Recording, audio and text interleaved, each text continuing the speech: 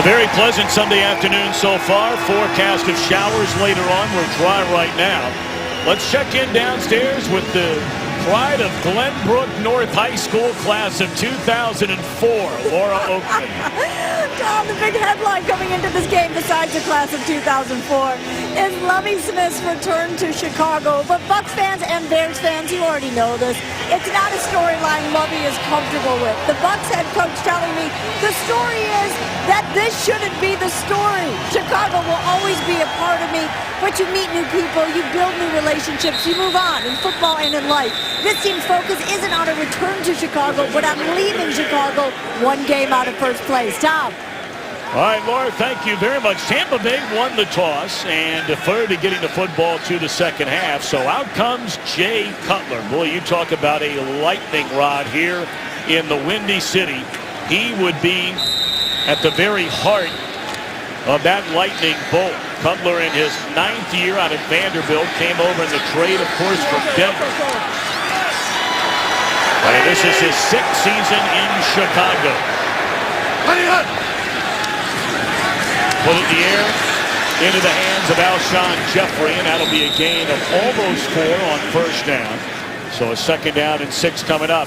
Well, they certainly have built this team, David Deal, around the offense. So many impressive weapons. And the most impressive weapon that I think is going to be the impact is Matt Forte today. He is the most complete back in the NFL. His ability to run the football, catch it, but his pass protection skills are going to be pertinent against this defense. Forte is just having another incredible season. He is the only player in the NFL with over 500 yards rushing and over 500 yards receiving. Early movement. That's a mental mistake by Brandon Marshall. False start, number 15, offense, 5-yard penalty, still 2nd down. Tampa Bay has been a little bit better on defense than the team that began this year, coming off a real good week last week. This group had 6 sacks last week at Washington. The inside interior, Gerald McCoy, the most disruptive defensive tackle in the game right now, had 1.5 sacks last week. And the Buccaneers today are without their star, Levante David. Been bothered with a hamstring injury, and he is inactive today. That one broken up in and out of the hands of Marquise Wilson. So 3rd down and 11 upcoming for Chicago. See 21. Alterron Werner, he is back inactive again. He's missed the last 2 games with a hamstring injury, but that's a big story right there. David among the premier players on defense in the NFL. Danny Lansana is going to have his hands full because Levante David would be the linebacker to cover Matt Forte out of the backfield. Hey, white. Holding out here. Hey, bad. Hey, 4-man rush. Cutler dumps it off to Forte, but he will be denied first down yardage, so it is 3 and out for Chicago on its opening drive of the afternoon. Bears have fallen behind, and they have fallen behind big frequently this year. They have been outscored 75-42 in the opening quarter, and over their last 5 games, they have been outscored 41-0.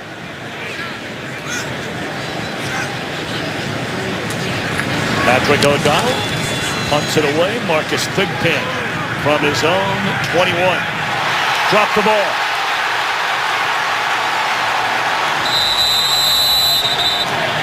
And it looked like Thigpen was able to get back on it after a Bear missed getting back on it.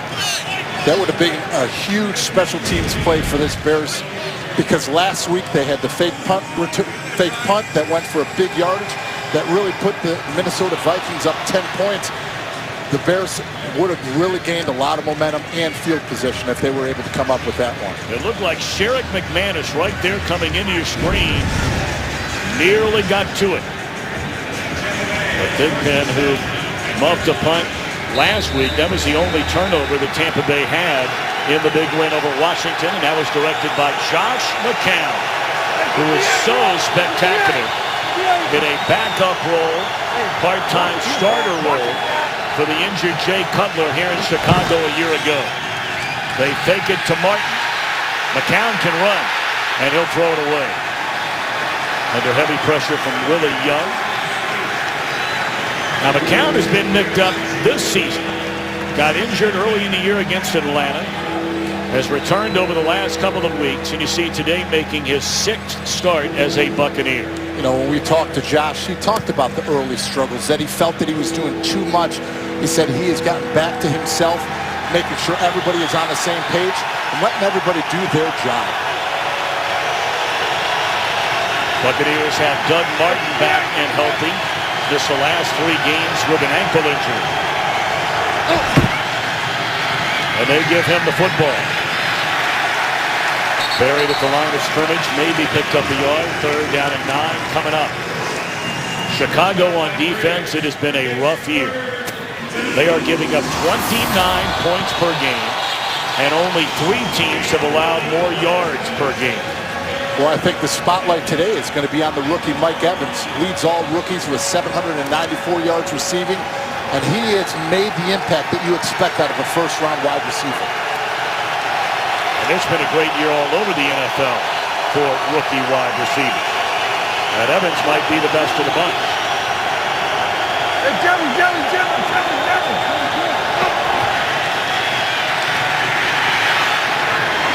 Vincent Jackson, and that is a first down up to the 33-yard line. Vincent Jackson one-on-one against Tim Jennings. Is able to press that all the way to the pylon, get Jennings back on his heels to turn his back, come back to the football. That is something that Vincent Jackson has been well known for, his ability to convert on 3rd down.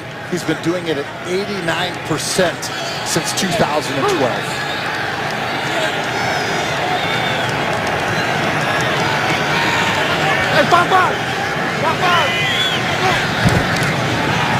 Into the hands of Martin. And good running room. That'll be a gain of 7. Bringing up 2nd and 3. We talked about Chicago on defense. They've had so many injuries the entire year, and the numbers are not pretty. They're not, but I think the person that you want to talk about is the rookie Kyle Fuller. You know, this guy has made an immediate impact. He's taken on that role as the Bears defensive back to create turnovers and really go one-on-one against their best players. And we're going to see that matchup today against a big Mike Evans.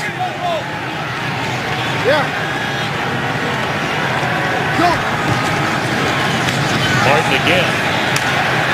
And no running room this time. Lost a half yard. 3rd down and 3 coming up for the Buccaneers, coming off a very impressive win last week against the Washington Redskins, 27-7. The Bears on defense last week were much better than they have been most of this year. And that ended a 3-game losing streak for Chicago.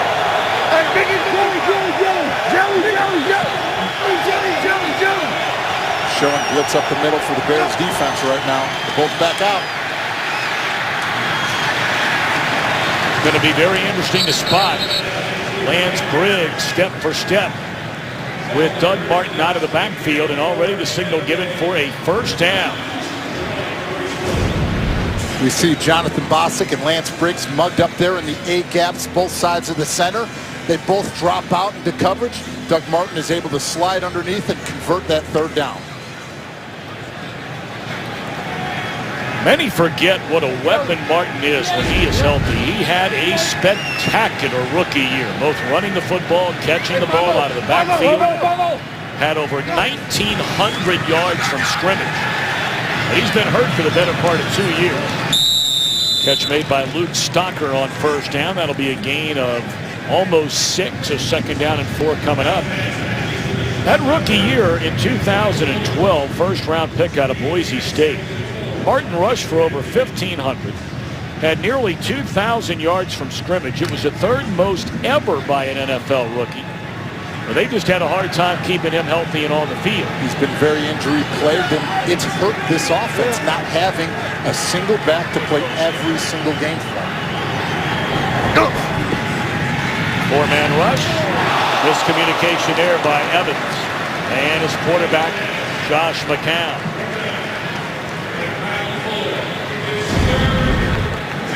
Mike Evans at the top of the screen here is just going to run by. He thinks that he's going to run a stutter go and fly, but he doesn't come back to the football. This miscommunication is vital for this Bucs offense on the road, because the Bears said they're looking to create turnovers because that's the way that they think that they're going to win this football game. Well, that's how they won a lot of football games when Lovie Smith was their head coach. They forced over 300 turnovers during his 9-year run. Nice play to drive. High throw, Rainey, what a catch, and picks up the first down to the Chicago 44. Beautifully done there by Bobby Rainey.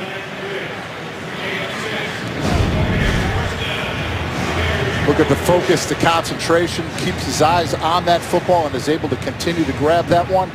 That was a nice formation by the Tampa Bay Buccaneers. They brought Brandon Meyer in the backfield to add extra protection to give Josh McCown that time to deliver that football. They've been rotating Martin, Rainey, most recently the rookie Charles Sims in and out of the backfield. McCown to throw it on first down, and again finds a tight end. That's Austin Safarian-Jenkins, another good down on first down. And we check in for the first time today with Kurt Menefee back in Los Angeles. First score of the day, kind of hard to beat this. Opening kickoff in Philadelphia. Josh Huff, 107 yards for the score. Eagles have 10 touchdowns by units other than their offense this season. And this is just the start of their 11th game. Tom, David, and Laura. Kurt, thank you very much. McCown has hit 5 different receivers. And on second down, buried behind the line of scrimmage is Martin. And the first Bear to meet him there was Washington. Cornelius Washington is going to dart inside that one-on-one matchup against Javorsky Land. He cannot take him.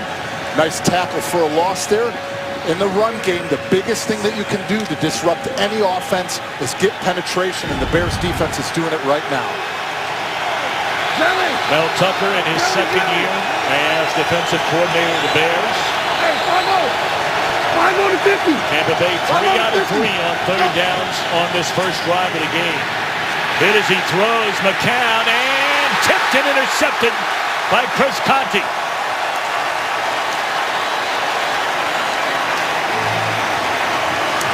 McCown took the shot from Stephen Pyatt.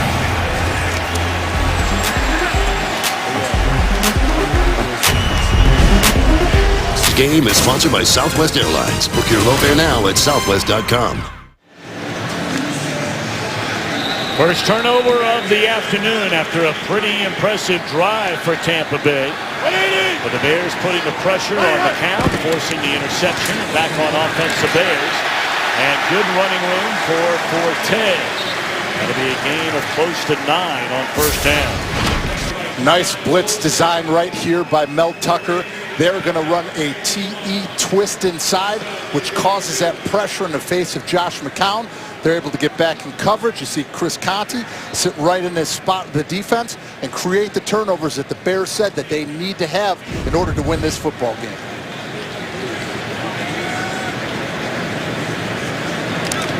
Second down and 1 after the 9-yard carry by Forte. Hey, 59 post.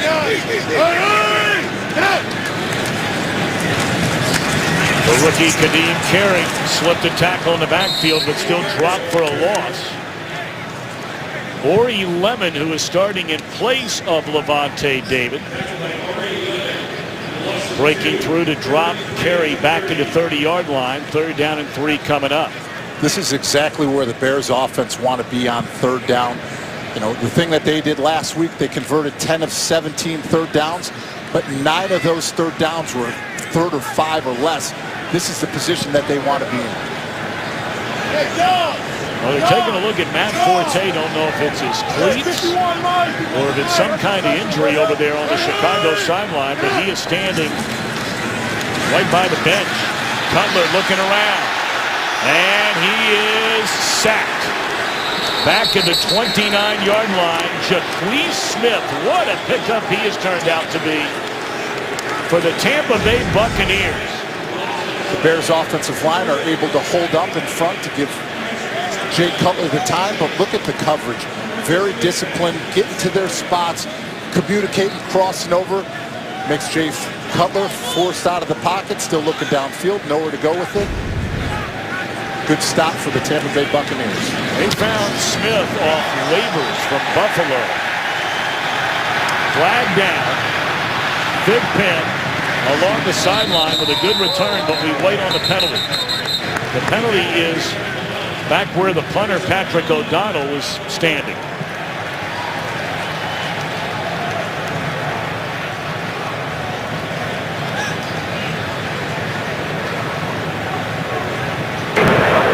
Personal foul, rubbing the kicker, number 92, defense. 15-yard penalty, first down. That is William Golston. That is a big penalty to give the Bears a football. Right now, this Tampa Bay team is averaging 10 penalties a game.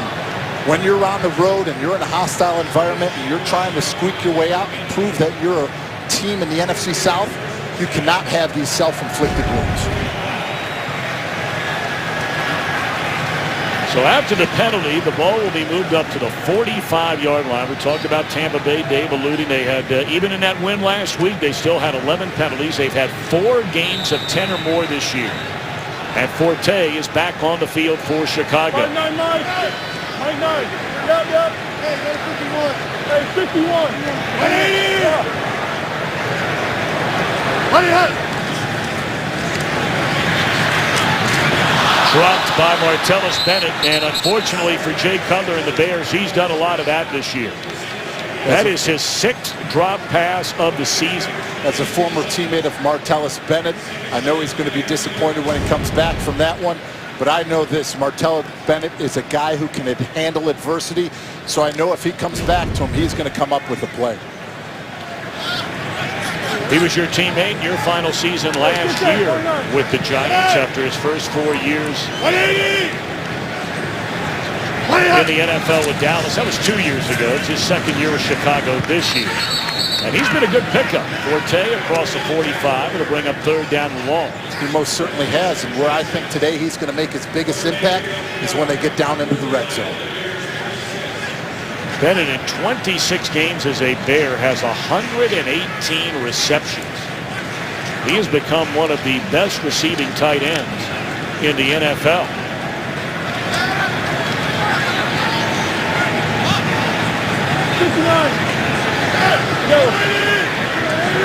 Buccaneers showing blitz. They hit the quarterback Robert Griffin III 11 times last week, sacking him 6. Good protection here. And Brandon Marshall, a first down reception to the Buccaneer 40-yard line.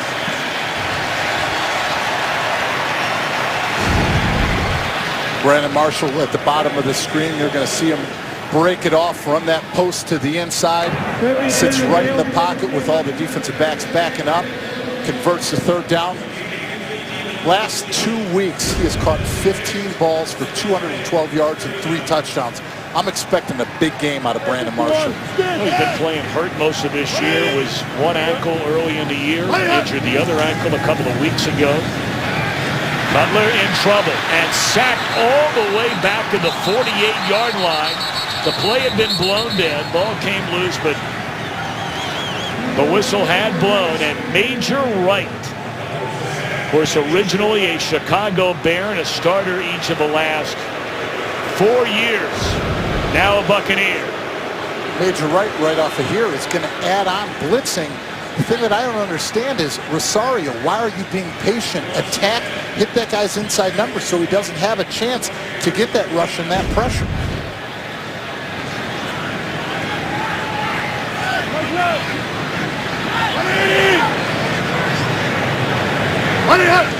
Second down and 20. And they set up the screen to Forte. One out of bounds at the 45, so it'll still be very long yardage to try and keep this drive alive. They spotted at the 44-yard line. They need to get to the Tampa Bay 29, 3rd and 15.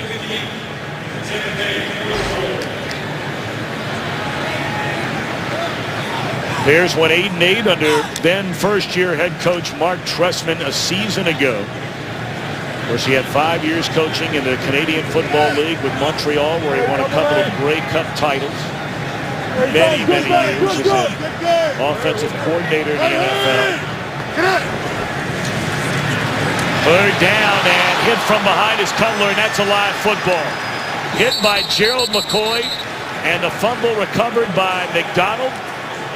So the Buccaneers answer their own turnover, forcing a turnover.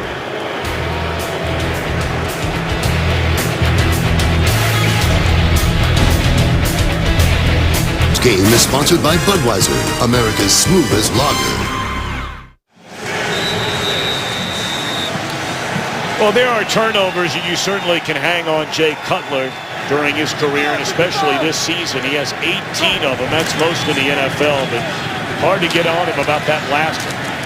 First carry of the day for the rookie Charles Sims, and it's a loss of 3. Gerald McCoy is able to get that sack fumble right there, but it was a very nice play designed by Leslie Frazier.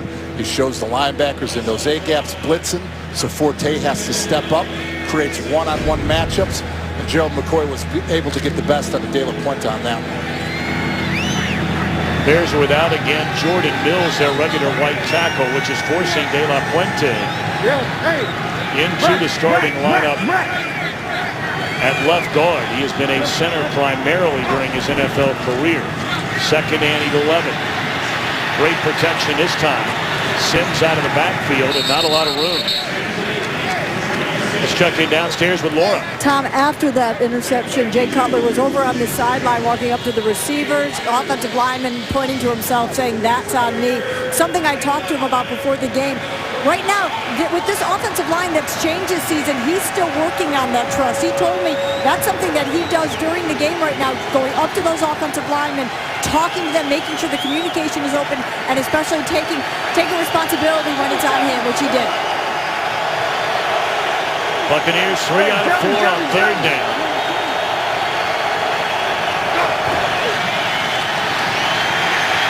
The count off his back foot, but Safarian Jenkins left alone. And that's a first down to the 34-yard line on the final play of the opening quarter.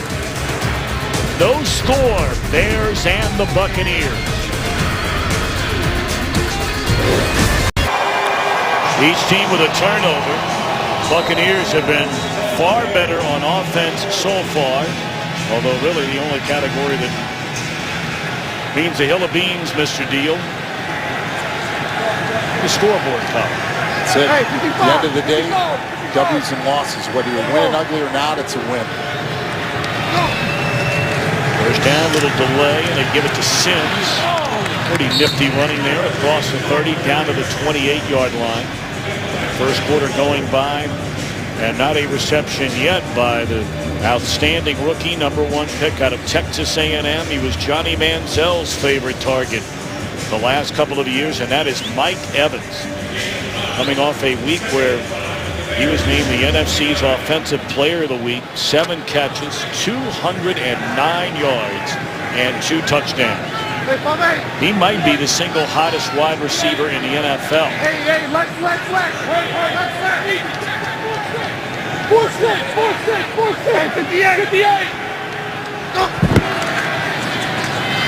Sims again. First down and then some, down to the 19.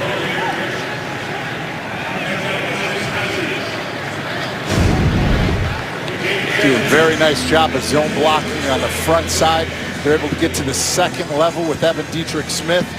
With this back, Charles Sims, they said, get him to the second level. Let him make one cut. He has the elusiveness and speed that they need at that back position. And Lovie Smith said he's a young player, but he has a lot of the same attributes as Matt Forte. That's exactly the name he brought up with us a few weeks ago when they were activating Sims for the first time all year. He was injured during training camp and had ankle surgery in August. Looking for Evans, wide open, touchdown Buccaneers.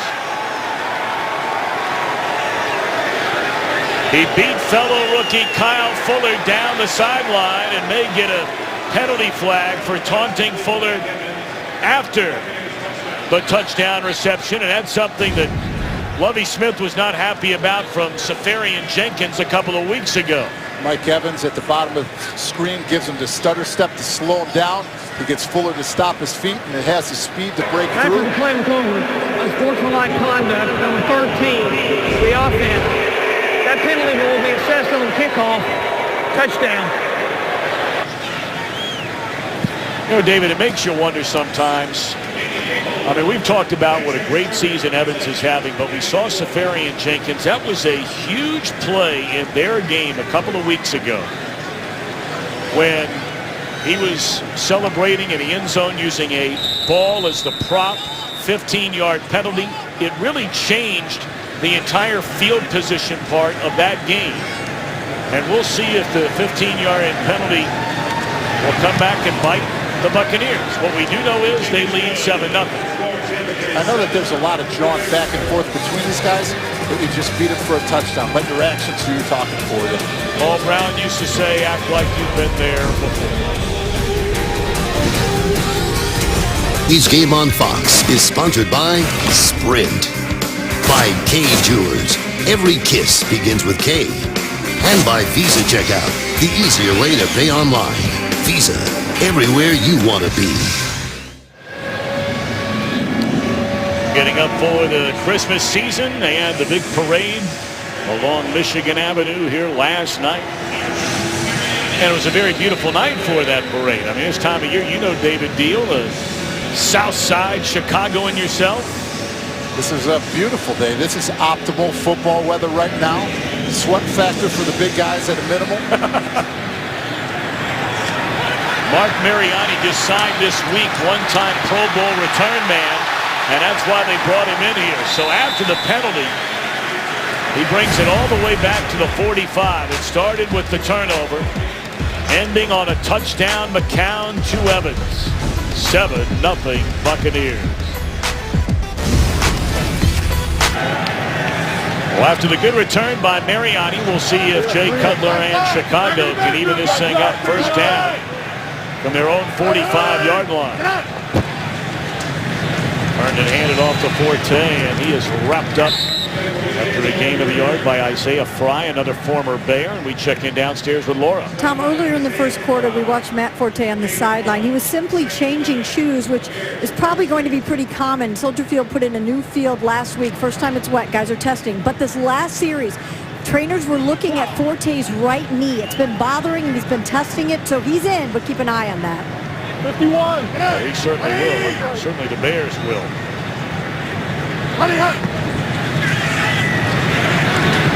Sitting down right in the middle of that zone is Marshall. Third down coming up. And let's check in the game break back in Los Angeles with Kurt Menefee. Tom Brady throwing a touchdown pass to a tight end. Not Gronk. Tim Wright. 4 yards on the score. They lead Detroit at the start of the second quarter, 7-3. Tom, David, and Laura. Of course, Tim Wright, that was a big deal just before the season got underway. When they traded away, did these Buccaneers right to New England for the Pro Bowl left guard, six-time Pro Bowl left guard, Logan Mankins. 51. Hey, man. Tampa Bay showing blitz again. Put it down at 3. Cutler had it batted down and nearly intercepted. That ball tipped and in and out of the hands of Mason Foster. So they get the great field position. They can't do anything with it. And a chorus of boos rains down in Soldier Field. Well, as a defensive lineman, they always say when you see a quarterback pull up short like that and you can't get home, get those hands up in those passing lanes. Hey, this Jacquez Smith, and he's not the only one. The Buccaneers last week got 29 tackles from 8 players that were not with this team when the season began. Pinned all the way down at the 2-yard line. Demontre Hurst down there to get it.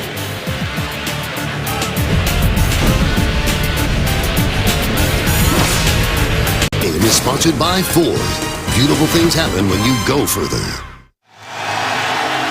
One of the great cities in America, Chicago, Illinois. We welcome you to Soldier Field. Second quarter, Tampa Bay with a 7-0 lead from their own 2-yard line. Riggs on the tackle of Doug Martin.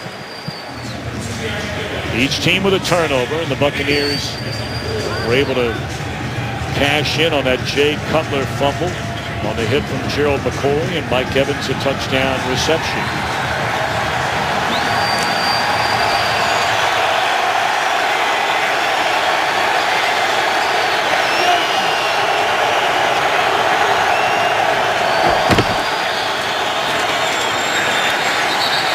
To the up man, they give it to Jaworski Lane. Third down and long from right at the 5-yard line. And Lane is the injured Buccaneer, looks like.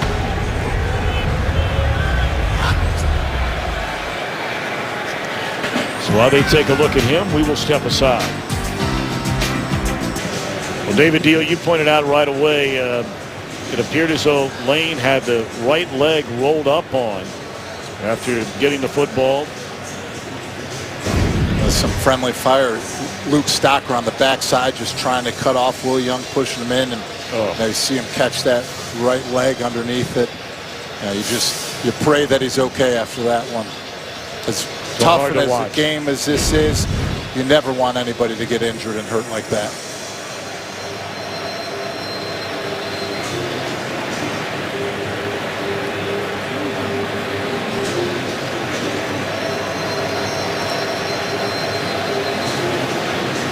So this will take quite some time, it appears. And obviously his own teammates and even those wearing Chicago blue say their prayers for Lane, that he's going to be all right. Today's Game on Fox is sponsored by Pizza Hut. We're taking pizza where it's never been before. By T-Mobile, changing the game of wireless. And by Geico. 15 minutes could save you 15% or more on car insurance. Having to leave the game on a cart, the injured Jaworski Lane, his teammates. Goes on defense for the Bears, shaking his hand and wishing him well. 7-0 Tampa Bay in front. 10:15 to play until halftime, and it's third down. And 6 from just outside their own 5.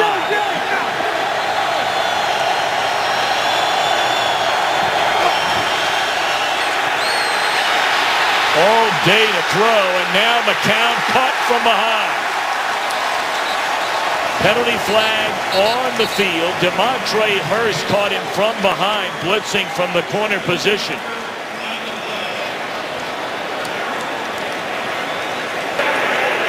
Holding, number 22 offense. The penalties declined. 4th down. That's just relentless pressure. You're going to see him coming off to the left side of your screen on the blitz. They drop out inside. They only bring Briggs. Here he comes screaming off the edge. Collins isn't able to get that set to cut him off. Continues to roll through.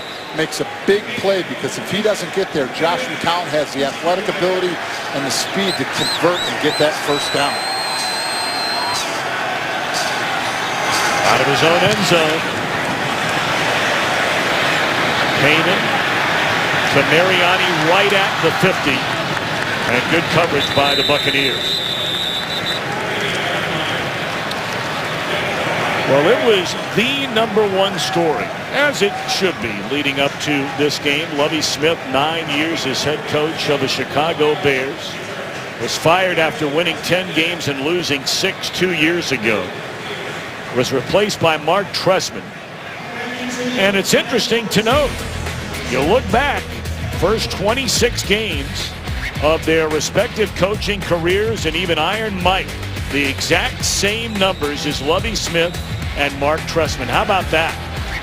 We're talking about the 3 most well-known coaches right now in Bears history.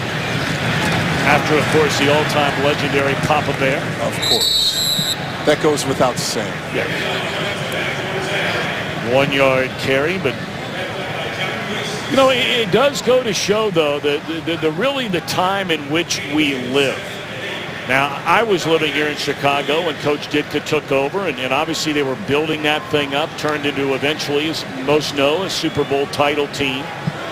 But because everybody loved Coach Ditka and his history here and as a player, not nearly the heat in the press and from the fans as it was for Lovey, and nowhere near what it is right now for Mark Trestman.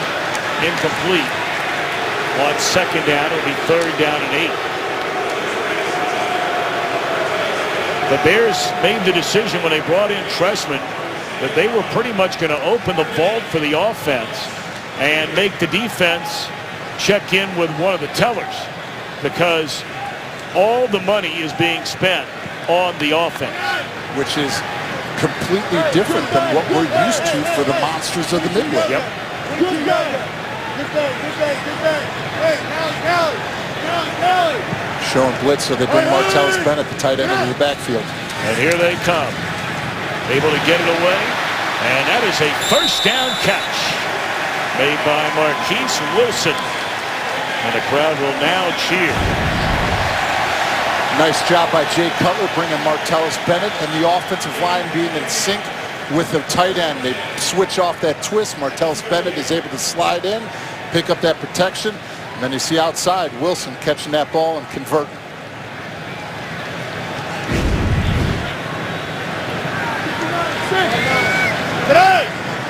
First down to the Buccaneers 38.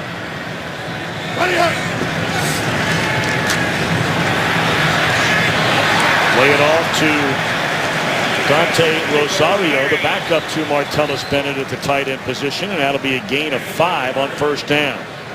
You hit on it earlier, Tom. His ability to spread the ball with this many weapons, it's so important for this football game, because if you're able to do that and keep a defense off balance with these type of weapons, you're able to spread the field and really maximize each player's potential.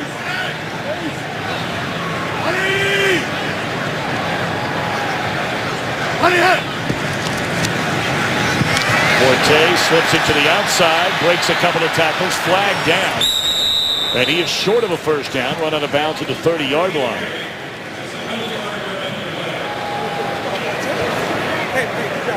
Illegal blocking back, number 15, offense, 10-yard penalty, still second down. I think he called the wrong number on it, because that should be on Jeffrey at the top of the screen, number 17 up here. You're going to see him try to come down and make that block. He gets behind him. He isn't able to force it. He holds. Both of them did it. Oh, wow. They could have got either one of them there. Hey, 51. Second down and 14. Cutler fires high for Kadeem Carey. Well, we talked about Cutler. I mean, when he throws a pass to convert and move the chains on a first down, crowd cheers. But I mean, the second there's an incompletion, they are quick to jump all over this quarterback, who the Bears handed a ransom amount of money to really build this entire franchise around. The all-time leader in completions, attempts, passing yards, 300-yard games, second only to the great Sid Luckman, and touchdown passes, and he'll own that record one day. Screen to Forte, well short of a first down. Once more, Jaquez Smith making his presence known. One of the things that you always see in a screen game, you cannot let a defensive end or a defensive lineman retrace back. You've got to get him upfield, and you've got to wheel him. So that's the way that you get that screen going. Jaquez Smith was able to diagnose it, turn back, get back downfield, and make that big tackle. Robbie Gould among the very best in NFL history. In his career from 50 plus, he is 16 of 21. This one from 54 yards away. Off the upright. then he hit the crossbar.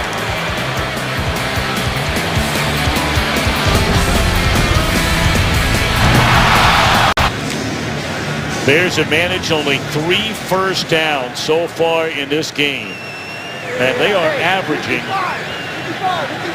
barely over 2 yards per play in this game.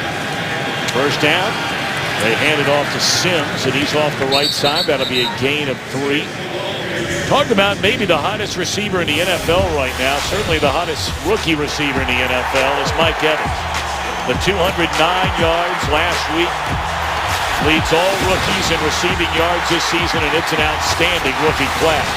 Second only to Kelvin Benjamin of Carolina in touchdowns. That was going into play today. He's now tied with Benjamin after this. They always say at the wide receiver position coming into the NFL, there's a huge learning curve. And I think with the change of defensive rules and the penalties, it's really allowed these wide receivers coming in as rookies to make an impact immediately. Well, that had a very odd look to it there. It appeared as though McCown wanted to go down the field and didn't want to lay it off to Sims and was caught somewhere in between.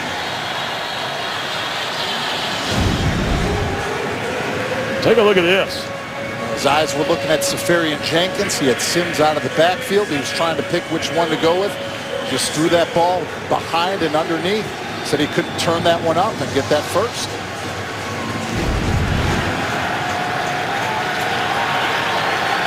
Buccaneers have been good on third down so far. Hey, Grady!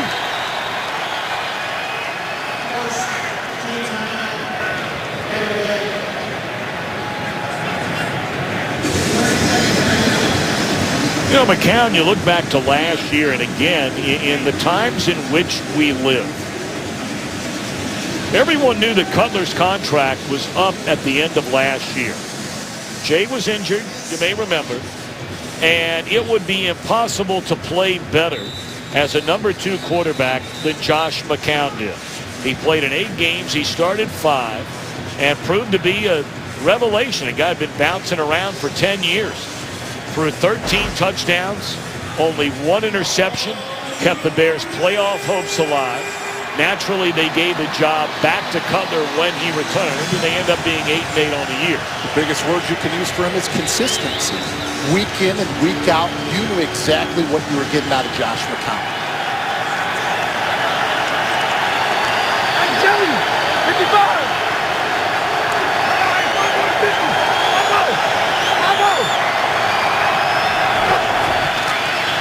Blitz coming, and McCown had a couple of open receivers. He had Lewis Murphy standing at the 25-yard line, and there was not a Bear within 10 yards of him. Lewis Murphy, 18, right inside here. They're pushing that pressure. They're pushing that pocket. That ball is thrown way outside to Vincent Jackson. I think that one is one that Josh McCown forced. He felt the pressure of that Bears defense coming into his face, piling on, and he tried delivering that one and getting rid of it.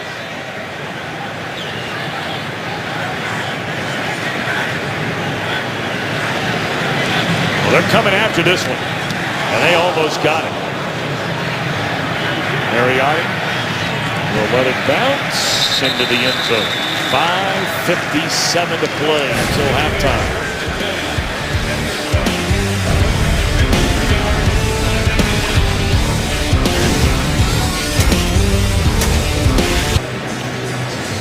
Take a look at this Bears offense so far. We mentioned it a moment ago, only 3 first downs. They've allowed the same number of sacks. They've turned it over and not even getting to 3 yards per play on average.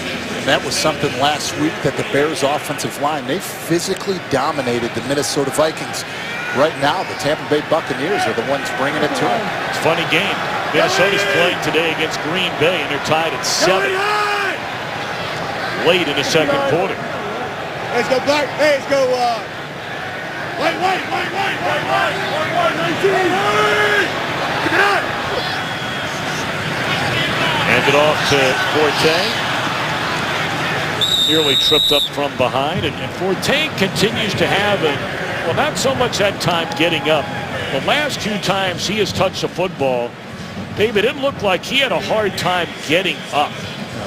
Laura reported on the sidelines that the trainers were looking at that right knee. And throughout everything that has happened, the ups and downs of this season, Matt Forte continued to prove all season throughout the adversity. He comes to play every single Sunday. Well, he is some kind of player. To think he lasted to the second round coming out of Tulane in 2008, he has just had a great career. As soon as you say that about him, it's thrown down around his knees, and he can't get it. All right, Joel Klatt, you've had a busy weekend, my man. We got to catch up about the numbers coming out Tuesday. Yes, we will see where your Buckeyes land, but first it's the former Louisville quarterback, Teddy Bridgewater. He's thrown a TD in his last 5 games. He's got 5 total on the year, and he ties the game up with Green Bay at 7. That one to Charles Johnson. Tom, David, Laura. Theodole and company did a great job yesterday with an extended period of time to talk about that entire college football playoff. A job well done by all. Butler dumps it off to Forte. Slips a couple of tackles. Short of a first down. There is a penalty flag there.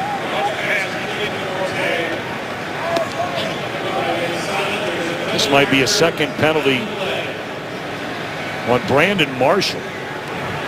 Illegal block in the back. Number 15, offense. The penalties decline. 4th down.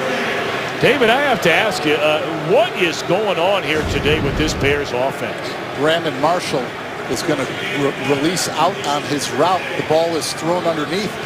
Brandon Marshall comes back to the football to make a block. But on that one, you have to let Matt Forte beat one. It's almost like on punt return or kickoff return. If you don't see the front of that guy's numbers, turn up and leave it to your back to make him miss. Penalty flag down. They may have roughed the kicker again.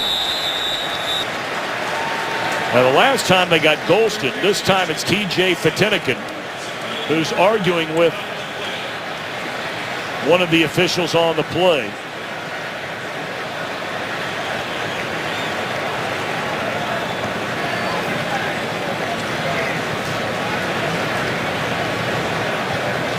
Yeah.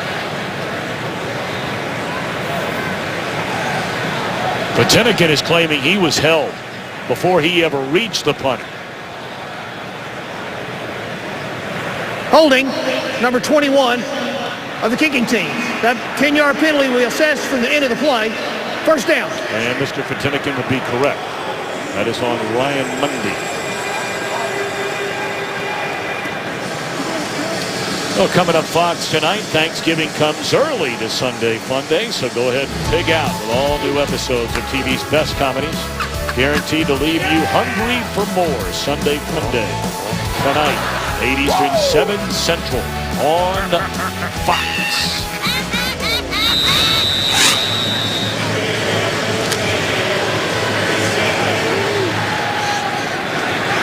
Tampa Bay with 4:48. They'll play until halftime in a 7-0 lead.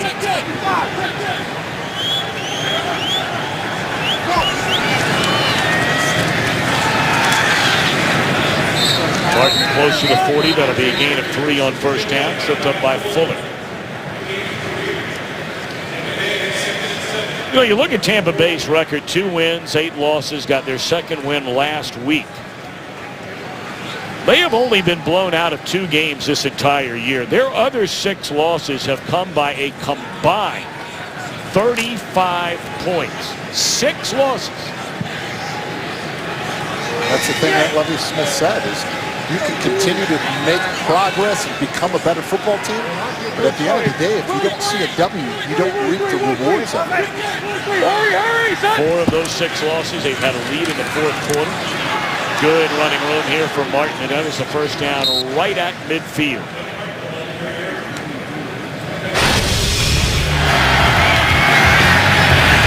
Chicago on defense. Not bad today, especially against the run. They have the big hit that forced the interception.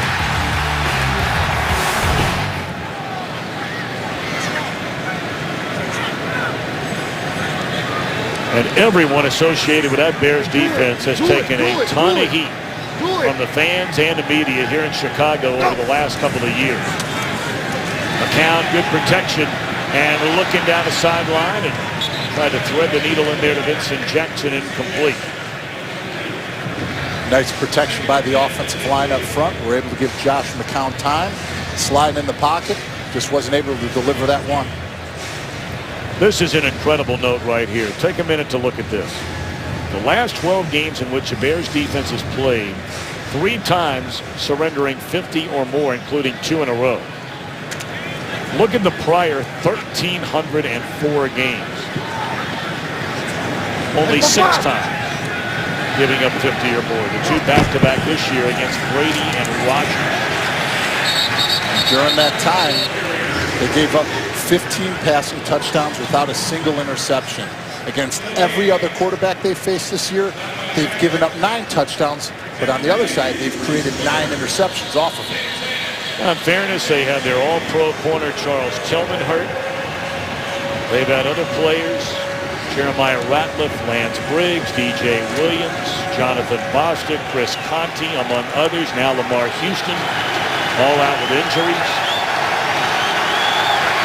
So 3rd down and 10 here. Trying to get the ball back one more time before half.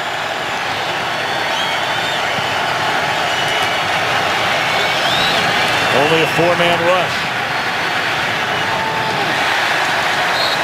And that's just a missed throw right there. Safarian Jenkins was open. Don't know if he had reached the 1st down marker. But McCown has not been very sharp today after a pretty good start. They used Safarian Jenkins to give a chip to DeMar Dotson to help with the protection. He was running that shallow cross. Ball wasn't delivered where it needed to be. Since a touchdown pass to Evans, McCown has missed on his last 4 passing attempts.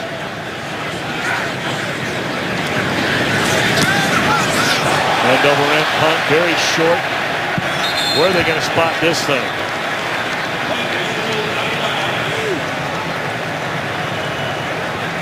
"32-yard line." Well, we have some big rivalries in college football beginning on Thanksgiving Day.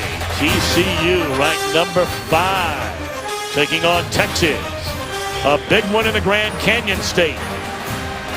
Teams having good years. Arizona State against the Wildcats. And the Fighting Irish, so popular here in Chicago. The wheels have fallen off Brian Kelly's season. And USC was manhandled last night by UCLA. Mike 1, Mike right.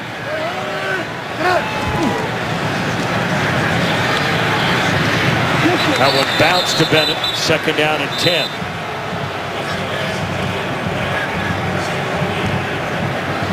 Good push by the Tampa Bay Buccaneers defensive line. Got that pressure right in Jay Cutler's face, and he wasn't able to step up and deliver that ball accurately. See the numbers on both quarterbacks. McCown threw an interception. Cutler has fumbled, and that turnover led to the only score of the game.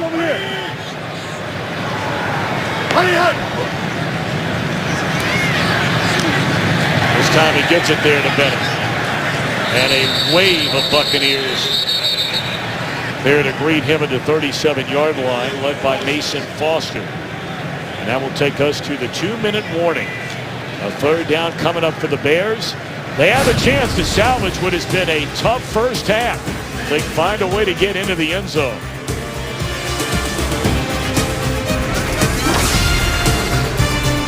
We invite you to follow your favorite team all season long. Go to iTunes.com/NFL. 2 minutes to play until halftime. Tampa Bay a 7-0 lead. It has been a miserable first half for the Bears on offense. And this is a very important 3rd and 9 just for morale. And they don't get it. Poorly thrown ball. It looked to be low, although I'm sure Cutler and some of the Bears may feel Marquise Wilson should have hung on to that throw. Let's take a look, see where it was. Jay Cutler had the protection he needed. That ball was thrown right where it needed to be. You got to catch it. You have got to catch that football. You know, but therein, if you're a Bears fan, you're looking at your team on offense. That one is punted, chasing Thigpen. He signals for a fair catch at the 12-yard line. And while we have a moment, let's check in with Kurt Menefee back in Los Angeles. Coming up on the Visa halftime, Josh Gordon makes his return for the Browns. Darren Sproles and the Eagles jump out to a hot start over the Titans. And Andrew Luck and the Colts battle the Jags. Highlights and more coming up on the Visa halftime. Go get him, Jimmy. I was starting to ask you, David, that, here you are in a third down. You've had a terrible first half. And on third down, you're going to a guy who hasn't even played a handful of games in the NFL. And you have Jeffrey, you have Forte, you have Marshall. But that's the thing, is that that's a mismatch at the other places. Obviously, there's the emphasis going after Marshall and going after Jeffrey. So when you get your opportunity to catch a football in a big moment, you've got to come up with it. That's your responsibility as a receiver.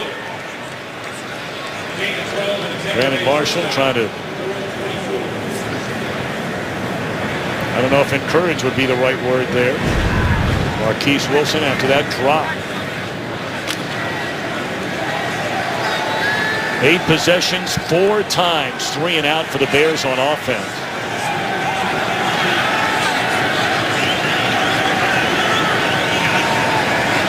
Play clock at 1:40.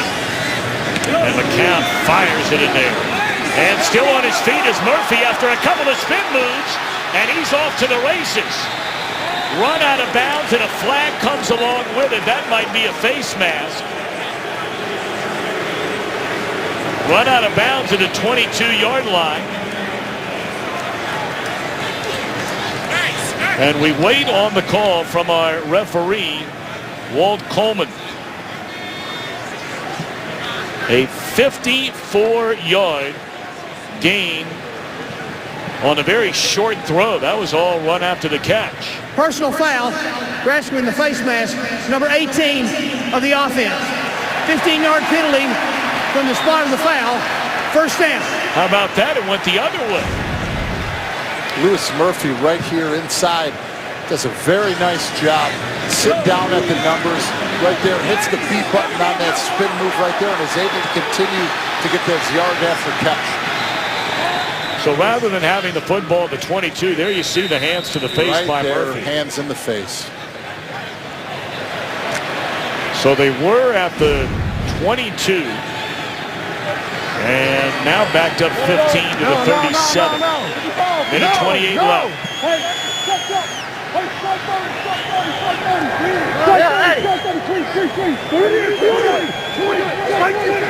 Play clock down to 3. David, you have been in the huddle for thousands of plays over your outstanding. Number 73, offense, 5-yard penalty, still first down. NFL career. Walk us through what is going on that takes that long to get a playoff. This is you've got a 2-minute offense going here. Yeah, you may not be running to the line of scrimmage, but you understand how important it is to get clean in and out of the offensive huddle and give your quarterback time. Not to mention, the snap count on the road is everything. Watch the football. They're backed up 5 more yards. And a drop by Rainey. 2nd and 15. Now this is a situation, a final couple of minutes of the first half, where opponents have really picked on this Chicago defense. Look at those numbers. Most in the NFL. You know, the toughest thing for them today is they've been holding up, but they've been on the field so long in this first half.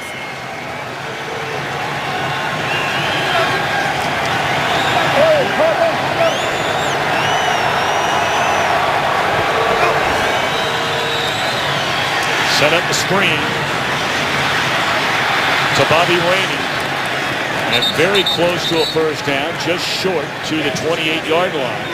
And another penalty flag is down. Are they going to back up the Buccaneers even further? Illegal block in the back, number 70, offense. 10-yard penalty, Still second down. They have gone from a 22, and now they will be knocking on the door of midfield. They're running a slip screen to the left. They get Evan Dietrich Smith out there. You're going to watch Logan Mankins be the second guy out there. He's just trying to set up a block. But Jonathan Bostic is nice, slides underneath it. He's able to get that pressure on him where Mankins had to hit him in the back. Gravy, gravy, gravy, gravy. Go. Second down and 23. And McCown gets rid of it. Incomplete. Jared Allen, first time he called his game. And I know that a lot of fans and a lot of people are disappointed in the numbers that Jared Allen has put up this year because they brought him in as a pass rushing specialist. You know, he's had the sickness and the illness. But I think the biggest factor that you have to think about as a defensive lineman and a defensive end, for their first 8 games were against zone read quarterbacks. You cannot be as aggressive and play downhill when you're thinking, okay, is he handing it off? Is he rolling out of the pocket? That's a lot to think about for a defensive end. They're down at 23. And the catch is made for a first down on a 3rd and 23 to Vincent Jackson.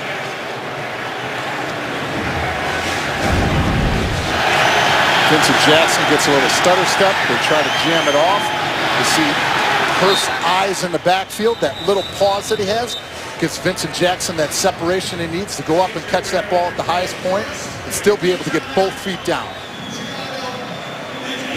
Well, McManus just let him run into the secondary, and late getting there was DeMontre Hurst. And now Lance Briggs, a 7-time Pro Bowl linebacker, is slow to get up.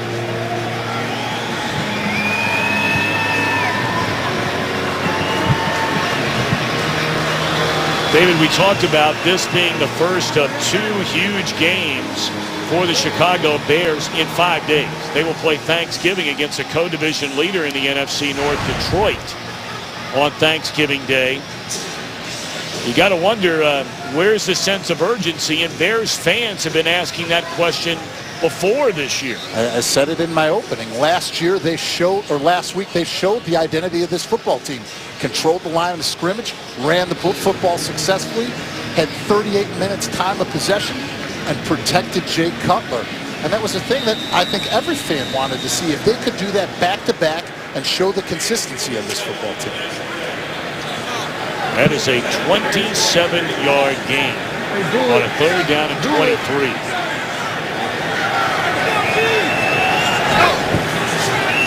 Four-man rush, 3 again to Rainey.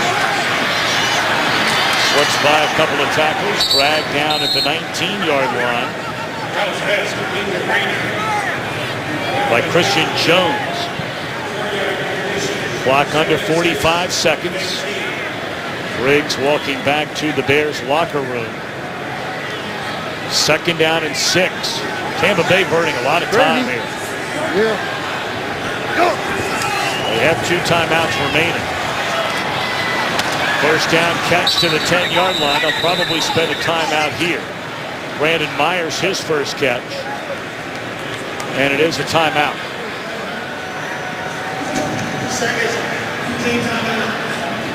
Well, coming up on the Visa halftime, Kurt, Terry, Howie, Michael, and Jimmy. There are a lot of big games around the NFL today. Josh Gordon coming back to the Cleveland Browns. Well, I tell you what, you and I have seen the AFC North, a couple of teams in that division this year. As Briggs continued his head back to the locker room, that is some kind of division. It sure is, and one of the biggest things that people don't really understand or know right now with Josh Gordon and the new rule changes, he's actually been in Cleveland working out that entire time, not with the team, but with all the trainers. Well, you saw Briggs look like just got tangled up there in a collision with the tight end. Today was his 170th start. That would be a tough loss for this defense right now in this game. 25 seconds left. 1st and goal. McCown in trouble and sacked back to the 14-yard line. That's Jeremiah Ratliff. a timeout called by Tampa Bay. And final team timeout. Tampa, 30-second timeout. Well, that is a costly sack in having to burn that last timeout. Jeremiah Ratliff right here at the 3 technique, which is outside the shoulder of the guard, is able to quick swim it through and just continue to press and push. And I've seen Jeremiah Ratliff firsthand a lot of the times playing for the New York Giants for all those years against the Dallas Cowboys. And he used to give us fits trying to move him in double teams. He'd have DeMarcus Ware on the outside. He has the pass rushing ability inside. And I think throughout the injuries that he's had, he's really stepped up this season and shown what he's capable of. They brought him in for nothing. He had fallen out of favor in Dallas after being injured. A second down and goal. Looking to the end zone. Incomplete. Good coverage out there by Jennings on Vincent Jackson.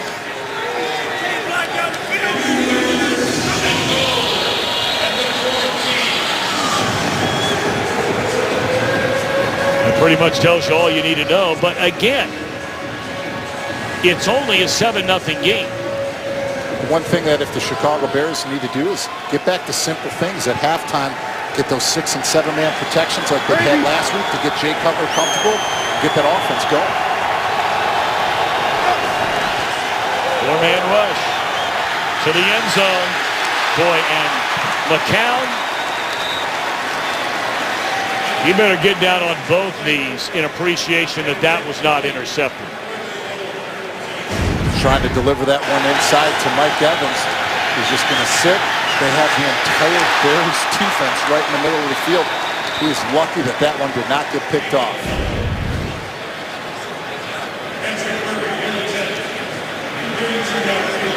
Murray 11 of 15, and this is rookie year out of Fordham. This will be a 32-yard field goal try to give the Buccaneers a 10-0 lead. Which he does. So Lovie Smith, so far, so good. They remember back in 2004, he was named head coach of the Chicago Bears. 9 years. Third most wins in franchise history, including 3 divisional championships, a couple of NFC title games, and a Super Bowl appearance. Won a Coach of the Year award. Hung his hat on defense. They forced over 300 turnovers during his 9 years. And then in 2012, they went 10-6. Not good enough that year to get into the playoffs. And they said goodbye. You know, that's the toughest thing about football is that nowadays you really don't see coaches have a long tenure to where they're at in their organizations. And you just hit the nail on the head. Lovie Smith, out of that time period, had the 3rd most wins. The only coaches ahead of him were Tom Coughlin and Bill Belichick. And in fairness to the Bears organization, you know, depending on which side of the fence you want to sit on during that entire debate, they had not gone to the playoffs in 3 years. Flip back to Mariani. And he is tackled in the final play of the first half, and the Bears will be booed running off the field.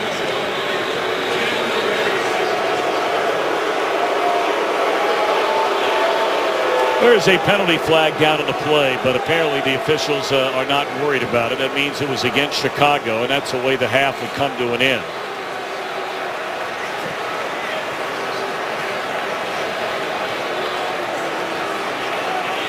Walt Coleman, he is a dairyman. 6th-generation family operator of Coleman Dairy. Oh, wait a minute now. It appears as though they're going to call everybody back.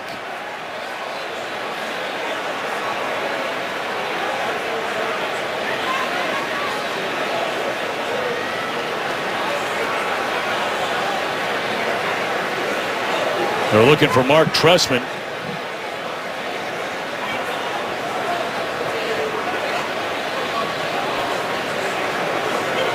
We might be doing this kickoff again.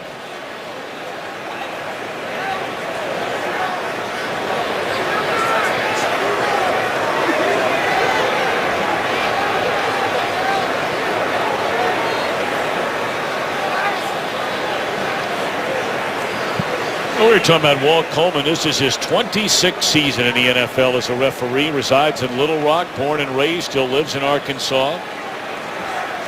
And Personal looks like foul, that's it. low block on the kicking team. The receiving team has decided to decline the penalty. The half is over.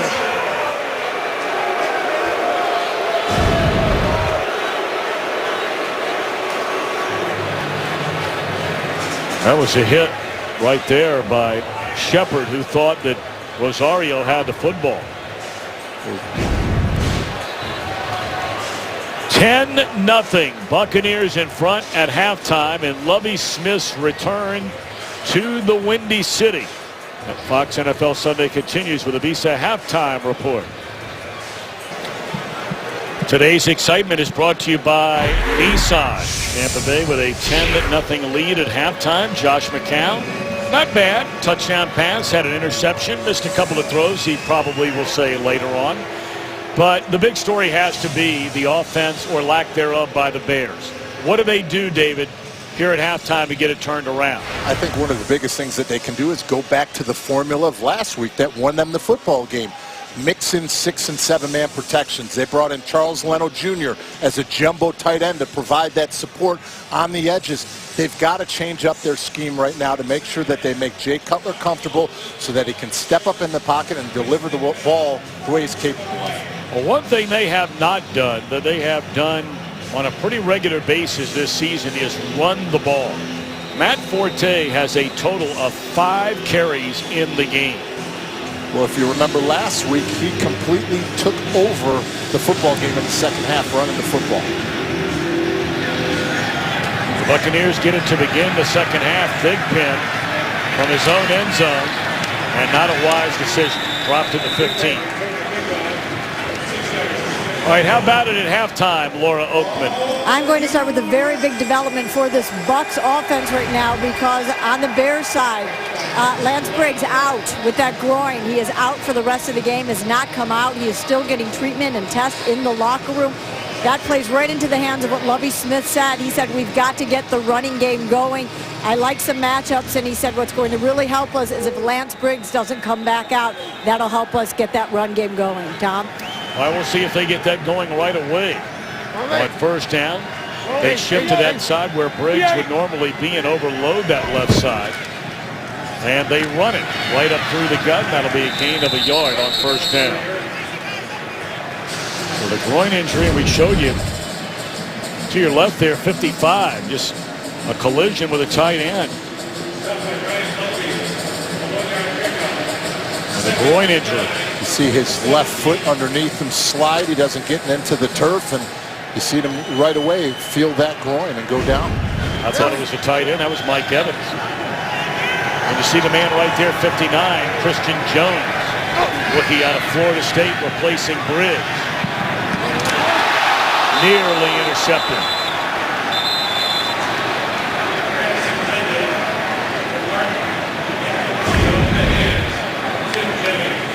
Josh McCown's sitting in the pocket, delivering that one behind him, too far inside.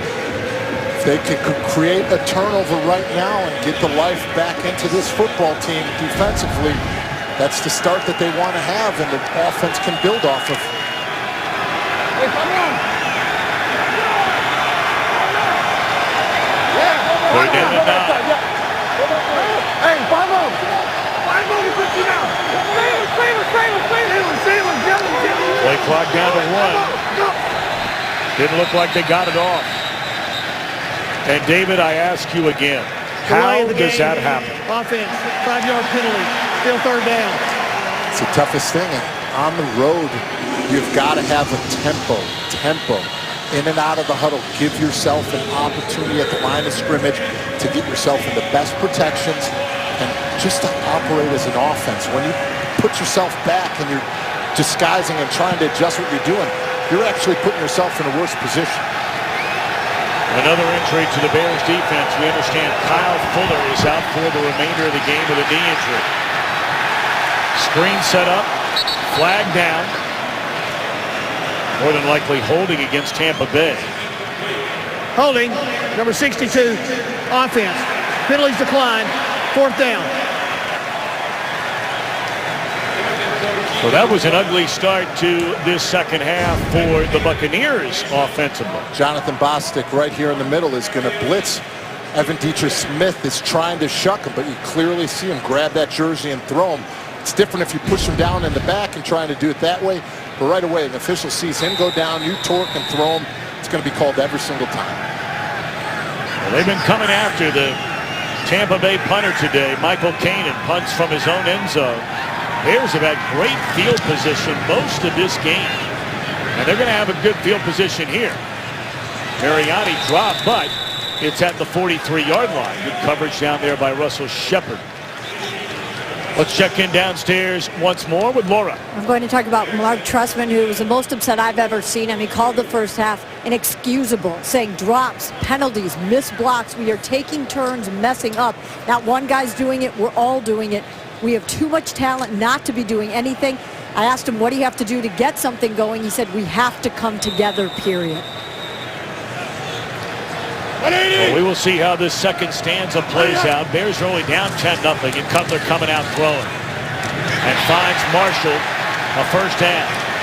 So the Bears had 3 first downs the entire first half. They get a first down on 1 play to begin the second half.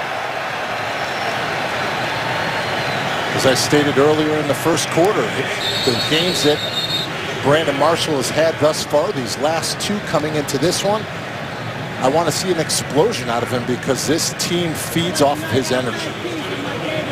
That doesn't look good. That's Mason Foster with an injury.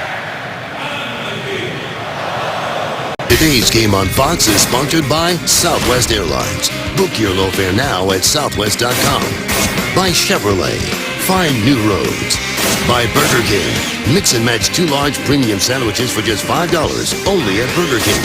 And by Bose, the official sound of the NFL. Welcome back to Chicago. 10-0 Tampa Bay. Excellent field position for Cutler and the Bears. And they give it to Forte. Good running room. And he's inside the 35, down to the 33-yard line. First half, only 3 first downs. Cutler sacked 3 times, had a fumble, which led to a Tampa Bay touchdown. Couple of balls tipped. Couple of balls dropped. One by Bennett, that one by Wilson. Well, here to begin the second half. Completed pass to Marshall. 14-yard run by Forte. And going up to get it, Martellus Bennett. It's first and goal, Chicago.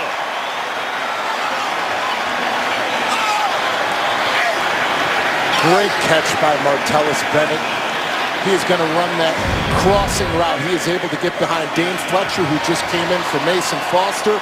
Cut that ball all the way across and get that at the highest point at 6'5". Catch that football, turn it up, get yards after carry. As I stated earlier, he's a guy who bounces back from adversity as a former teammate. And this, I'd watch him right now. I said in the red zone, this is when he explodes. 3 plays, 3 first downs in the second half. Forte sneaks inside the 5, down to the 3-yard line. Second and goal for the Bears. Boy, football's a funny game, isn't it, David? You played it well for a long time. I already like what they're doing offensively. Getting the ball to Matt Forte, getting the ball to Brandon Marshall right away, using the streak route across to open things up. This is the Bears offense that we know that we're capable of seeing. Now Bennett on a second and goal will come to the sideline. And Cutler out of shotgun. And watch Jeffrey.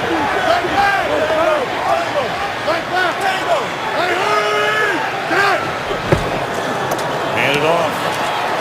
Forte. Short.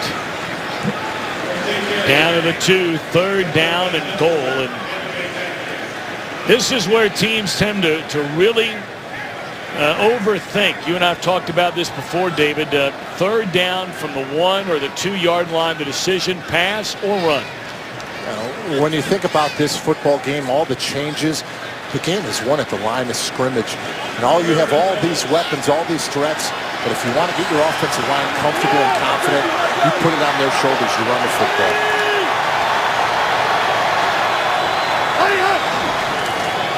We're going to throw it. And it is a touchdown to Jeffrey.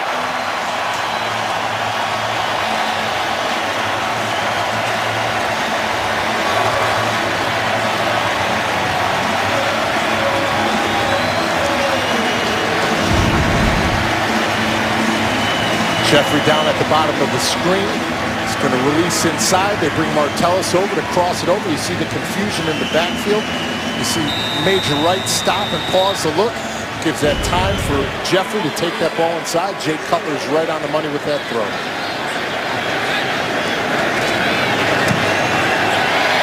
Point after is good. Well, Cutler may have his detractors, but man, when he cuts that thing loose, there are very few in the NFL that have more of a fastball than Cutler, and that one for a touchdown.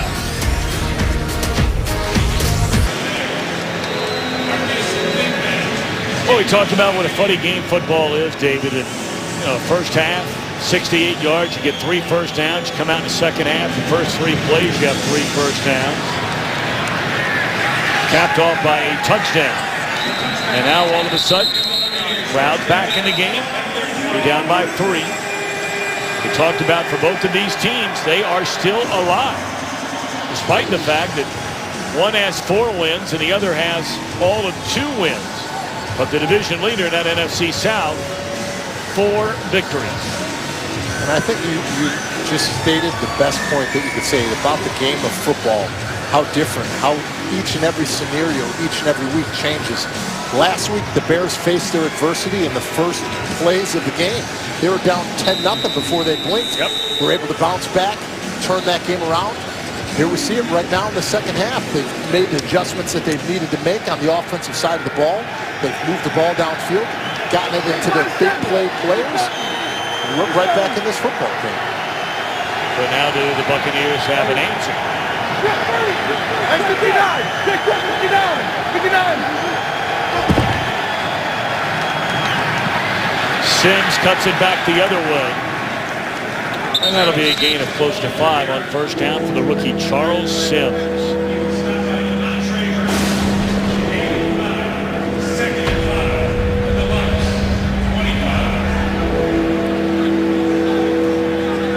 Sims had an incredible collegiate career, played his first 3 years at Houston, piling up yards as a runner, as a receiver, graduated in 3 years, had 1 year of eligibility left, and went to the wide open attack at West Virginia, where he played his senior year. Pump fake, and that had no chance of being completed.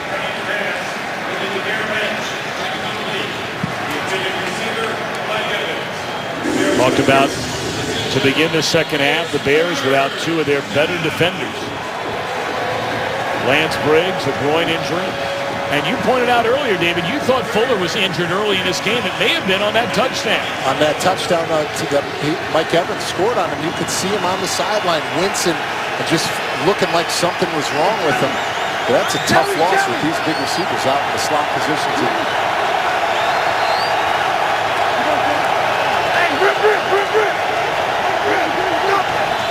Blitz coming. Penalty flag blows it dead.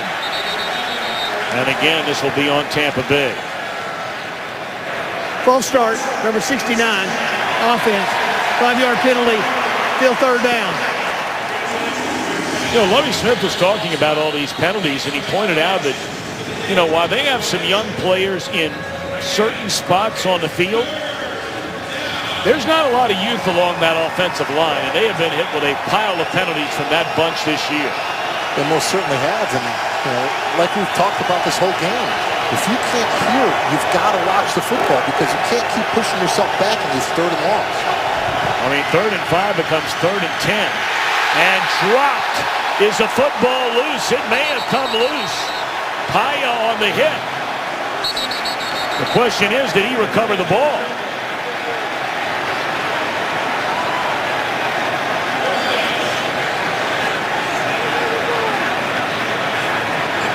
Apparently, account still has it. But it is 3 and out by the Chicago defense. Right up the middle, Pye is able to press through. They actually ran a stunt with him and Willie Young. They didn't pass it off up front as a Tampa Bay offensive line who was able to continue to press through that gap, split Patrick Oma and Evan Dietrich Smith, and come up with a huge sack. Again, the Bears are going to have great field position, although there's a penalty flag down. Mariani tackled at the Buccaneers' 49-yard line, but we wait on the penalty.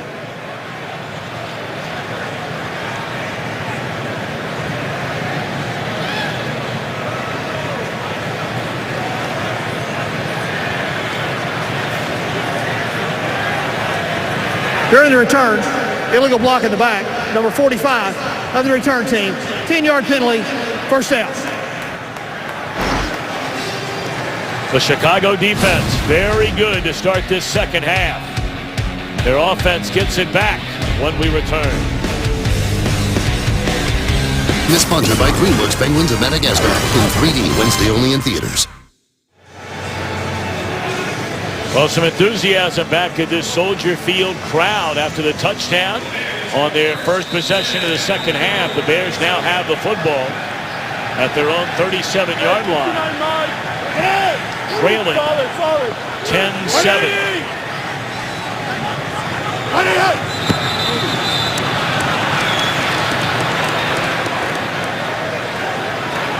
False start, number 17, offense. 5-yard penalty, still first down. That is the 5th penalty against the Bear receiver. Stephen Pye getting his 5th sack on the season, knocking down Josh McCown, but I don't think he realized that the ball was out. You see him picking himself up, he's getting out. A little crafty veteran move right there by Josh McCown, being able to pull that one back in.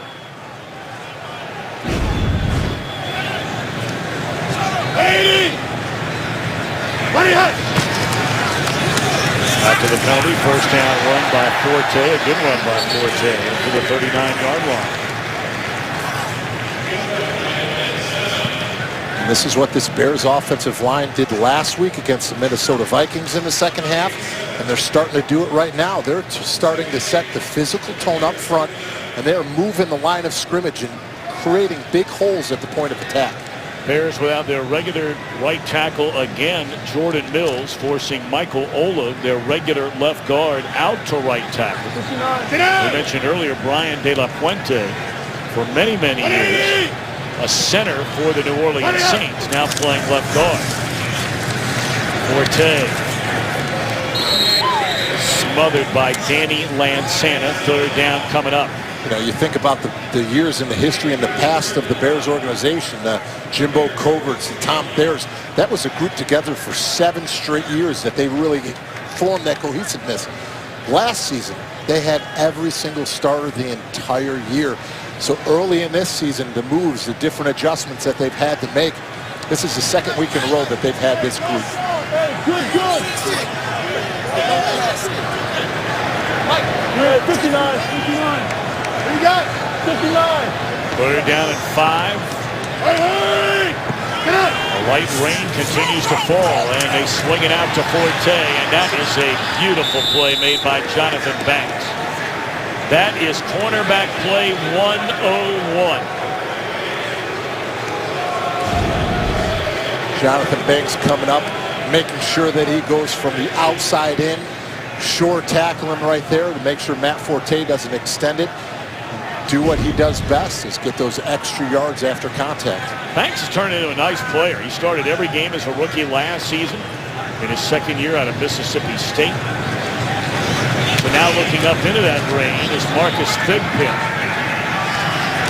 from the 10. Thigpen, a good return up to the 23-yard line. Big hit.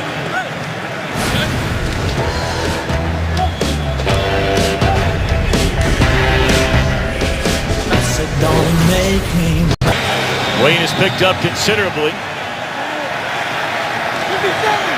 57. Buccaneers with the football, leading 10-7. And Martin for maybe 2. Let's check in downstairs with a wet Laura Oakman. Very much so. It's been a kind of a nice sprinkle for most of the game. Is that what it is? Well, that's what it was earlier, Okay. Tom. If you could see me now, and I would put this hood down, you would see it's a lot worse than that. This is the heaviest it's been. The Bears were saying that they really came out here early and checked out this field. As I said, this is a new field from last week. They put that new sod down, that new sand, so it would be firm. But it's definitely getting a little more slick out here. I know all the Bears went with the 7 stud with their shoes today, with their cleats. But I'm over on the Bucs side seeing how they're dealing with it. They're not used to this field or this weather right now. Well, now, Laura, let me ask you a question. You have been living in California for quite some time now, but you are a Midwestern girl at heart, a Chicago girl. Please don't tell me you're going soft in the rain. Going. I'm long gone. All right. Fair enough. Do it.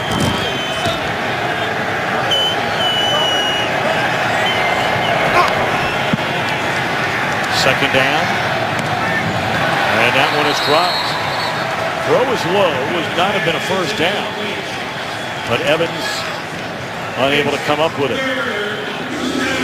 And that's something that we haven't seen a lot of Mike Evans this season, is the drop. That ball is put a little low, but we've seen anything that has been hit in Mike Evans' hands, he's catch. Yep. He is a very impressive player. We have seen the Buccaneers a number of times this year. And we've seen some of the other great rookie wide receivers this year. He has been something. Hey, Bobo out there. They're coming after McCown. He steps up. He's going to run it. And he has a first down to the 35-yard line, although there is a penalty flag now behind the line of scrimmage. Right at the line of scrimmage. Offside, number 69, defense. That penalty decline. Play results in a first down. Jared Allen.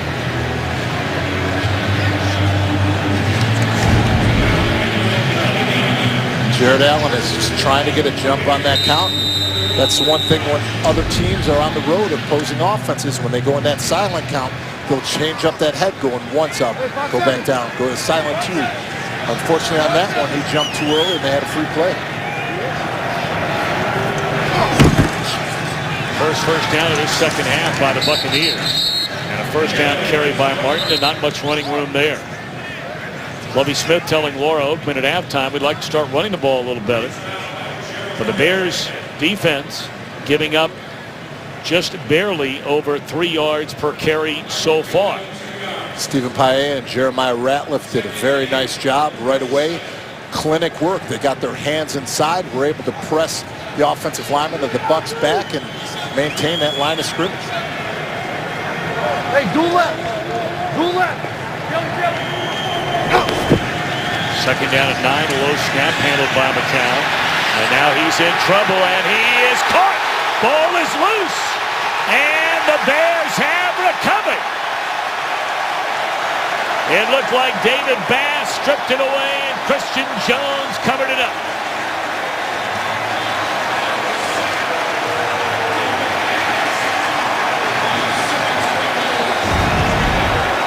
That's his pursuit right here. David Bass, number 91.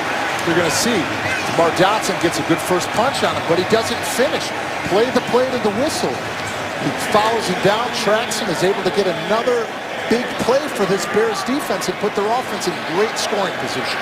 David Bass out of Missouri Western State. They picked him off waivers from the Oakland Athletics. Apparently wasn't good, or the Oakland Raiders wasn't good enough to play for the Raiders. Maybe the Athletics gave him a try, too, after the Raiders cut him loose. All right, the Bears are in business. They have trailed the entire way. But now 10-7 with 4:57 to play in the third quarter.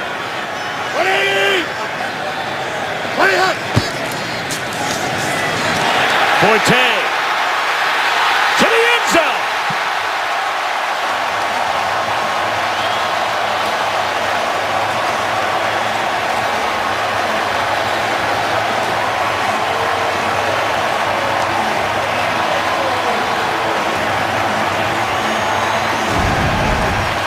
Martellus Bennett does a nice job cutting off the backside.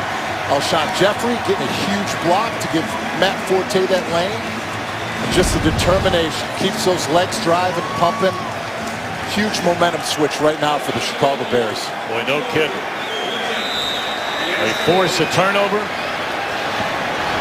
39th career rushing touchdown for Matt Forte. That ties him with Gale Sayers. How about that name from Bears history? From NFL history. 4th most touchdowns in Bears history. And the Bears lead for the first time after the turnover.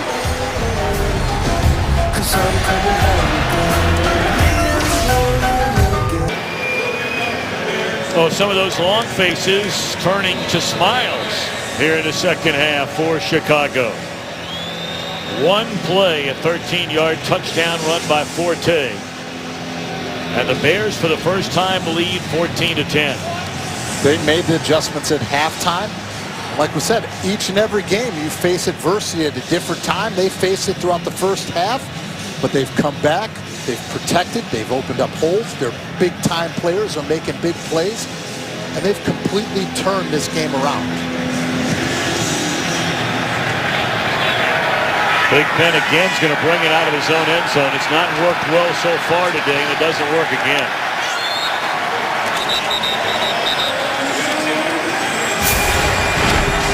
Go back to this touchdown. You see Martellus Bennett is able to cut off, but the biggest block right there, Alshon Jeffrey. They always say any big play that stretches, it starts with the offensive line, but ends with the wide receiver being unselfish, getting in there, getting dirty, and coming up with a huge block for the touchdown. There was the Bass strip. Of course, it gave him a great field position. And then Cutler and Forte celebrate the touchdown. Bears defense has stepped up to begin this second half as well. And they've done it again Monday with the interception off the tip ball. And they're saying he is down at the 15-yard line. Another terribly thrown ball by McCown.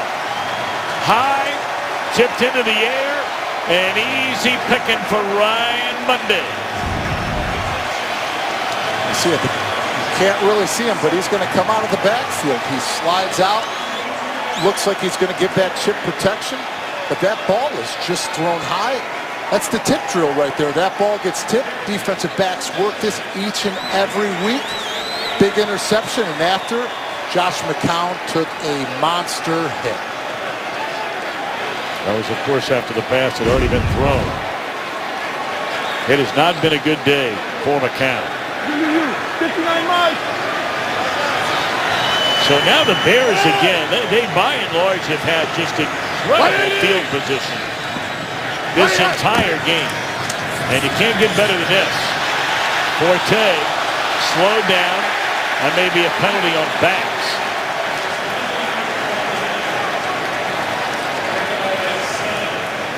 And let's see.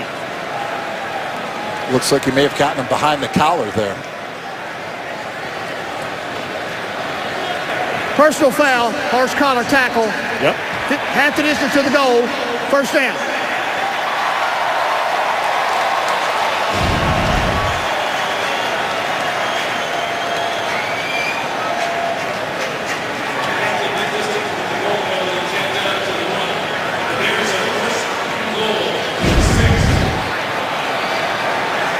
Charles, when you think about turnovers for the Bears defense, first name that comes to mind is that man, Charles Tillman. He was like a ninja, being able to punch that ball out, hit it. Congratulations to him. His number was retired yesterday at his alma mater. Forte trying to shove him down to the goal line. Tackle, looks like the 2. Now that is a surge by the offensive line. You get in a scrum like that, every single one of the Bears offensive linemen continue to press and push that ball. And that's how they've been successful this second half, physically dominating up front right now. They're going to hurry him up to the line of scrimmage. Give it right back to Forte. And denied the end zone. So a third down and goal. Coming for Chicago. Now the last time they had third and goal from the 2-yard line, they threw the ball. That was a touchdown pass to Jeffrey, where they lined him up, you may remember, far left side of the formation and had him come back towards the middle of the field and just sit down. Martellus Bennett ran the over the top. He was able to run the underneath.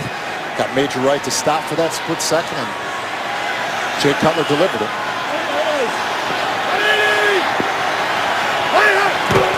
We're going to run it this time. And again, it'll be Forte to the end zone for a touchdown.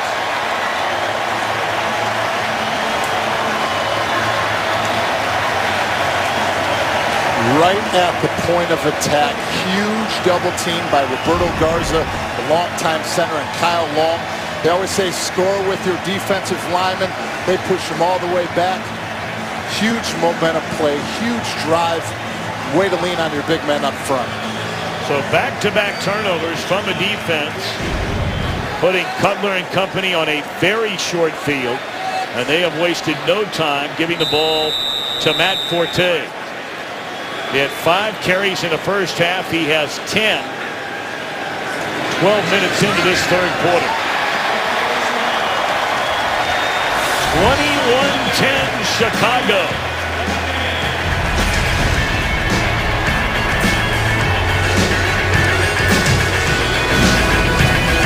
Sports Supports proud to work with Got Your Six, a campaign that creates opportunities to bring veterans and civilians together, inspires Americans to understand the unique skills and values our veterans bring to our communities upon their return home. Visit foxsportsupports.com to learn more. Got Your Six in military jargon means got your back. What a place to celebrate right now in Soldier Field. What the stadium represents.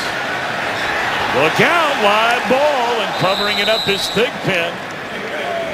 Well, that was beautifully dropped in there by Robbie Gold.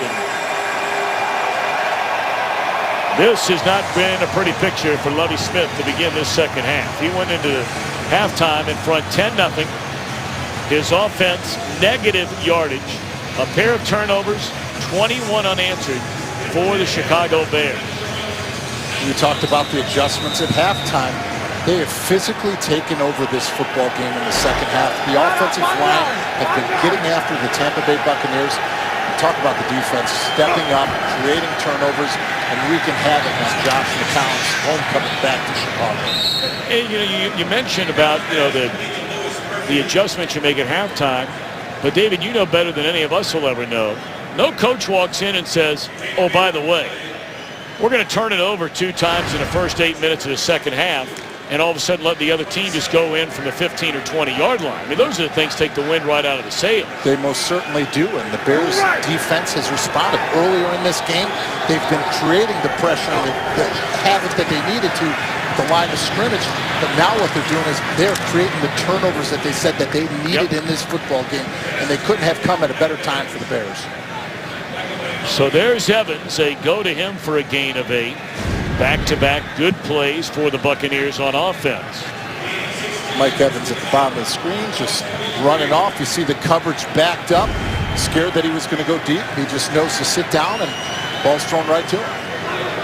This game a long way from being over at 21-10. Don't know where that one was going. Boy, they had Luke Stocker again down the middle of the field. There have been multiple times in this game where you don't know if McCown had enough time, David. I mean, receivers right down the middle of the field where a Bear is not within 10 or 15 yards of him, and that time it was Stocker. That's the thing. You may want to get the football to your big players, but when they're receiving that much attention, you've got to go to somebody else. You've got to use your other outlets in your progressions.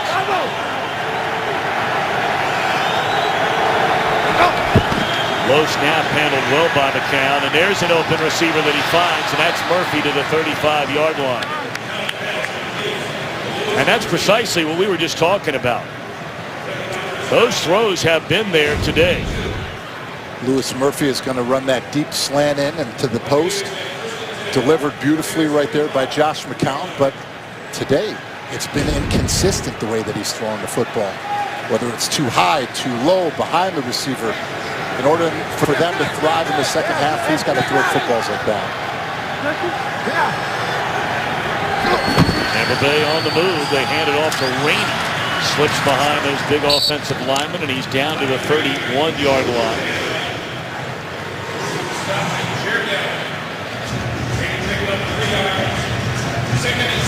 Of course, there were many here in Chicago that were wondering, would you even consider not bringing Cutler back and handing the job to a guy who for 11 years was a backup, bouncing around team after team after team. McCown finally getting a chance to start now with the Buccaneers before the injury, and now back from injury. And he throws on the run, and the catch is made by Vincent Jackson. It's 1st and goal, Tampa Bay, and he fumbled the ball. He fumbled the ball at the 7-yard line. Picked up by Tim Jennings. 3rd turnover of this half by the Buccaneers. This defense has showed in the second half and throughout this game, this is the monsters of the Midway defense. Attacking, aggressive, physical, short tackling. Is the ball loose? They're going to take a look at it.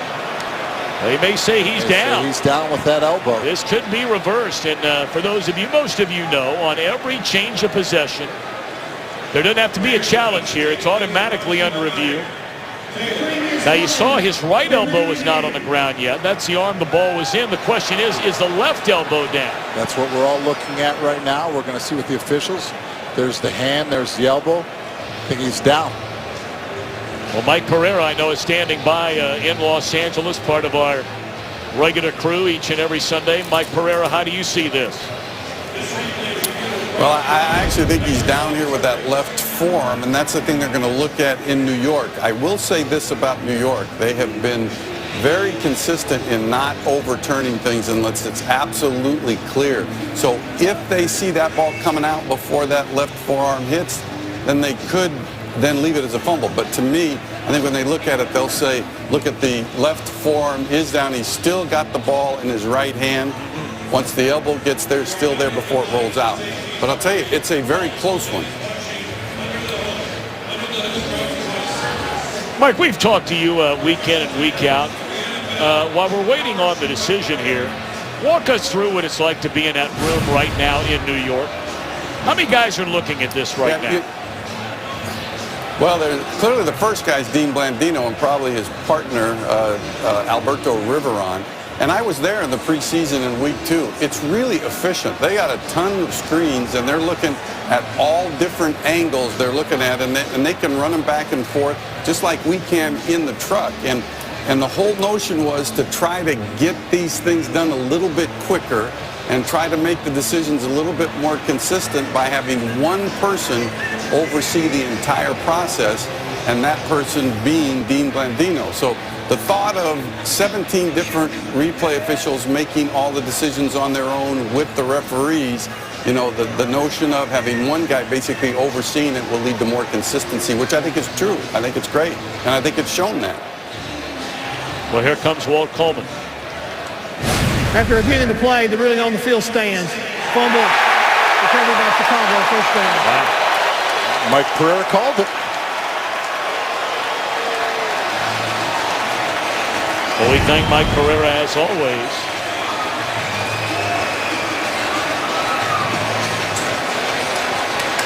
I don't know.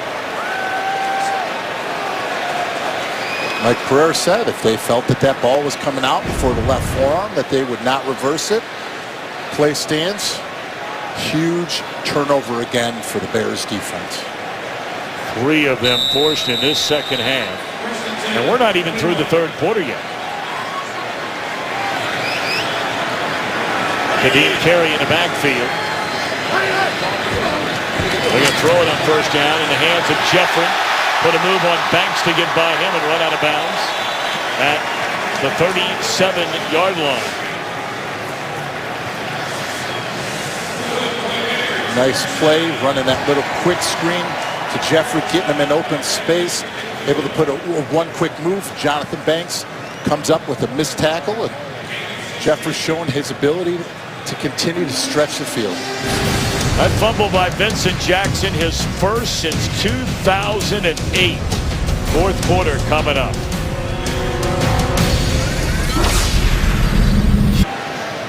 Chicago shut out, trailed 10-0 at halftime. 21 unanswered points, all coming in the third quarter. 14 of a 21. A direct result of forced turnovers. They just forced a third, and they have the football from their own 37-yard line. Kadeem Carey on first down for a couple of yards. Started with a strip by David Bass, which led to a Forte touchdown. Interception by Mundy led to a Forte touchdown. And now only the second lost fumble in the career of Vincent Jackson. It would have been first and goal Tampa Bay, with a chance to get right back in this thing. Fourth turnover of the game for the Buccaneers. Drop it off to Bennett, and that's a nice tackle made in the open field by Werner.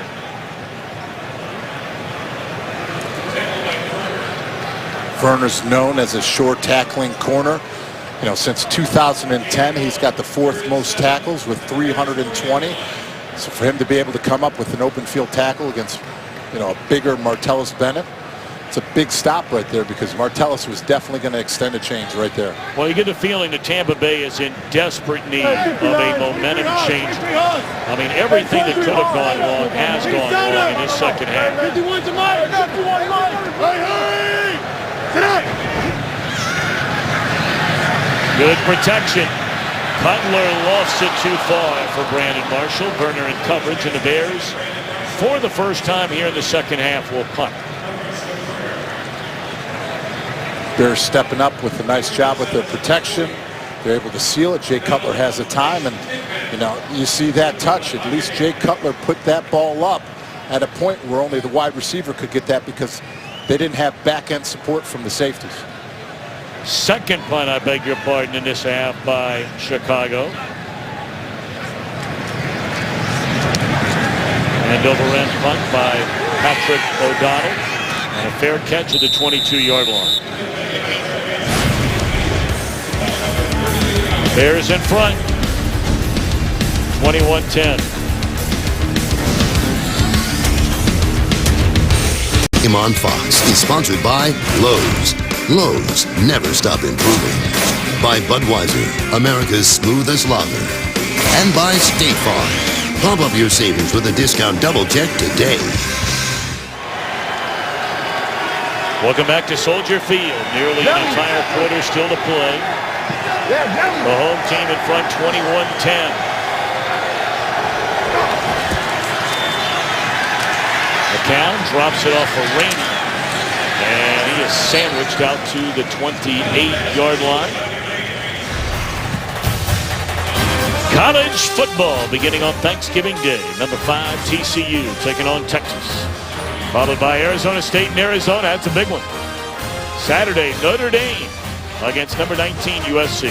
Thanksgiving Day, it all starts on Fox Sports 1. Fox streaming live on Fox Sports Go. There's some big college football games coming up over the next couple of weeks. Big one.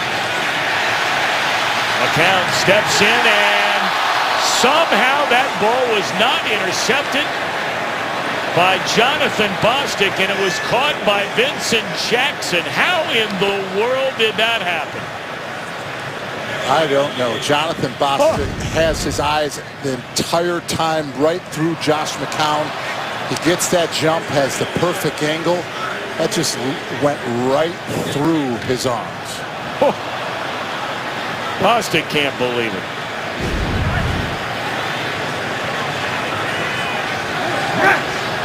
So it is a first down for the Buccaneers at the 42-yard line. And McCown again looking around, scrambling, buying time, throws it out of bounds.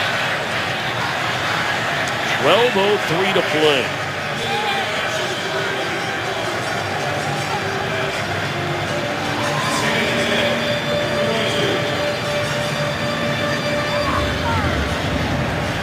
You know, we're talking about Tampa Bay, and you and I have seen plenty of the NFC South where you have a team leading a division with 4 wins. That team is Atlanta. They're in a tight one right now and trailing against Cleveland. I mean, it's almost inconceivable, but it's true. The Buccaneers could have 3 wins at the end of the day today if they could come back, and it'd be a game out of first. Let's send it back to L.A. to Joel Klatt. All right, Tom, let's go up to Minnesota. And Aaron Rodgers, he continues to play well, although this one was more Eddie Lacy than Aaron Rodgers. It goes down as a touchdown pass, but Lacy from 10 yards gives the Green Bay Packers 24-13 lead. Tom, David, and Laura. And a ways to go in that one, but it's starting to look like that by the end of this day, it will be, again, the Green Bay Packers sitting atop the NFC North. Detroit is getting level at New England. 3rd down. McCown gets it away under pressure, incomplete. Do you even consider going for it on 4th down with 11:20 to go? More than likely not, but we've seen stranger things. They're bringing out the punt unit, and rightfully so, but once again, just the relentless effort by the front 4 of the Bears defense. That time they switched it up. They actually ran an ET. Jared Allen spiked inside first. Paye waited till cleared. He went around, was able to apply another nice pressure right now on Josh McCown to throw that where he couldn't get accurate with it. Paye's having an outstanding game. Mariano's a fair catch at the 11-yard line. 11-12 to play.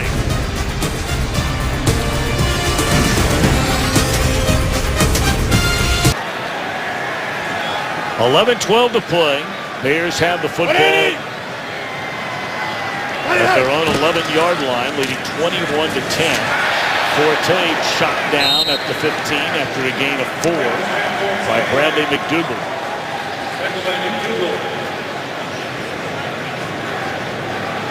Once again, the Bears offensive line doing a nice job getting to the second level after securing the line of scrimmage and giving Matt Forte those lanes that he needs.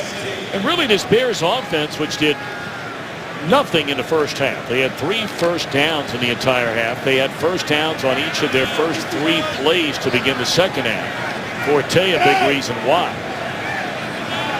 They've been able to do it through the turnovers and almost exclusively running the football.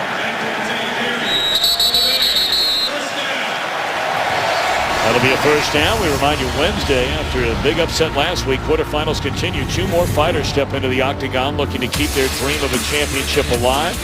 Hard-hitting episode, brand new Ultimate Fighter Wednesday, 10 Eastern and Pacific on Fox Sports 1, streaming live on Fox Sports Go. Rainy day, temperatures in the low 50s when we kicked off. Slipping a bit from there since then. Time getting short for Josh McCown and the Buccaneers. 180!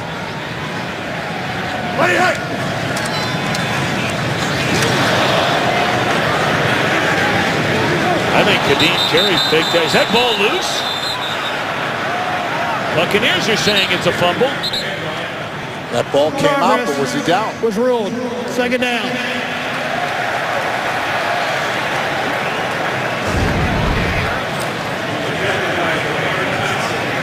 Yep, knees down.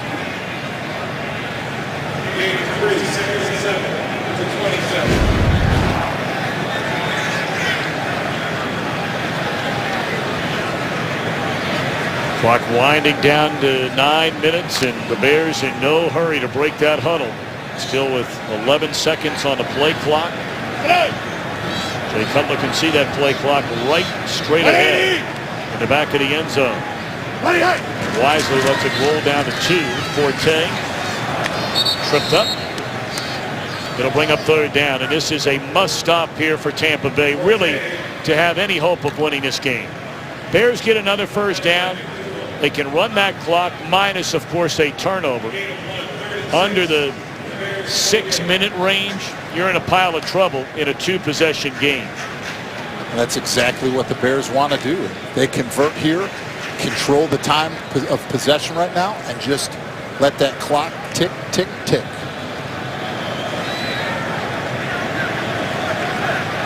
They need to get to the 30. And right out across the 34-yard line. Four-man rush. Cutler steps up, incomplete.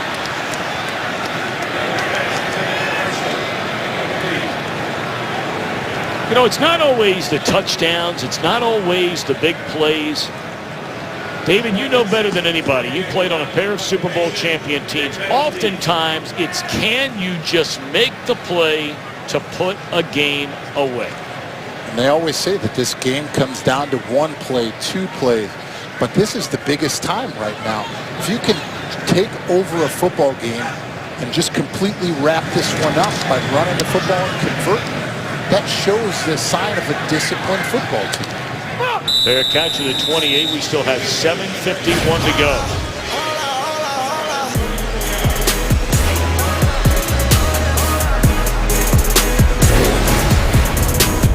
Today's game is sponsored by the new Samsung Galaxy Note 4.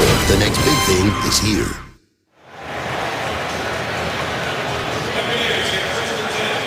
Got a look at our producer, Mark Titleman, our director, Greg Scopatone. Yvonne Wagner just behind them. Birthday wishes to Jordan Wolf, our broadcast associate, getting done with all the graphics today.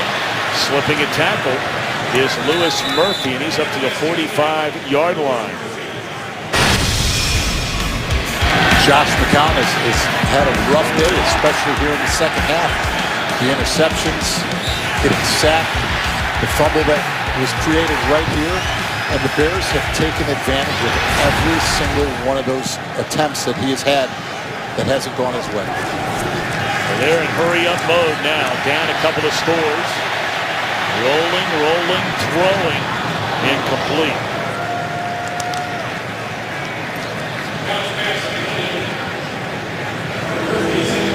So we often talk about so many different statistics.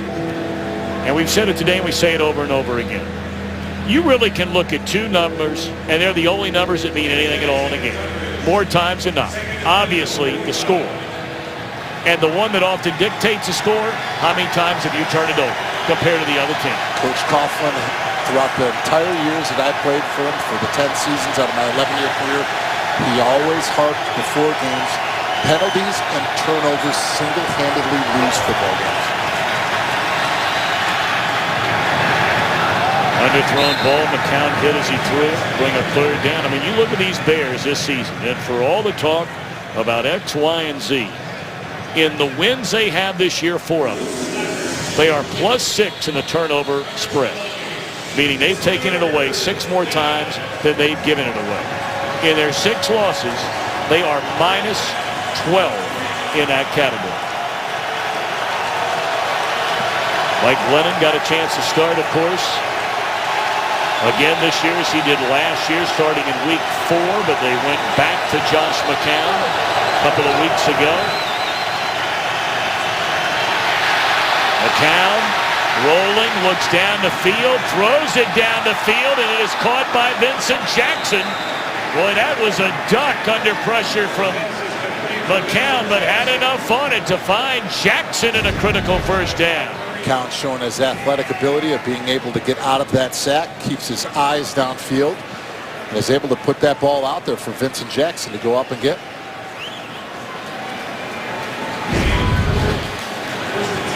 Clock continues to run. Well, Tampa Bay's got to get it moving a little bit here.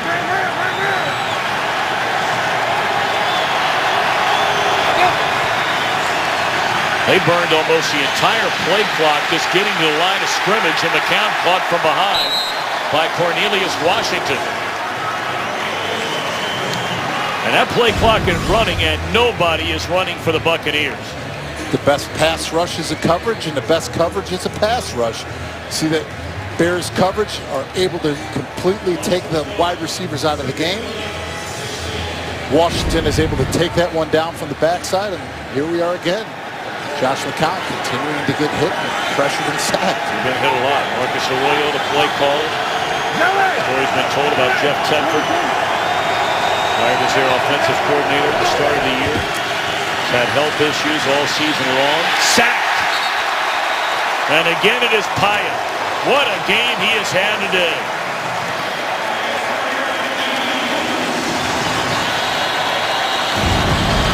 Just constant work. Here he is as a wide 3 technique outside, but he's just going to spike inside.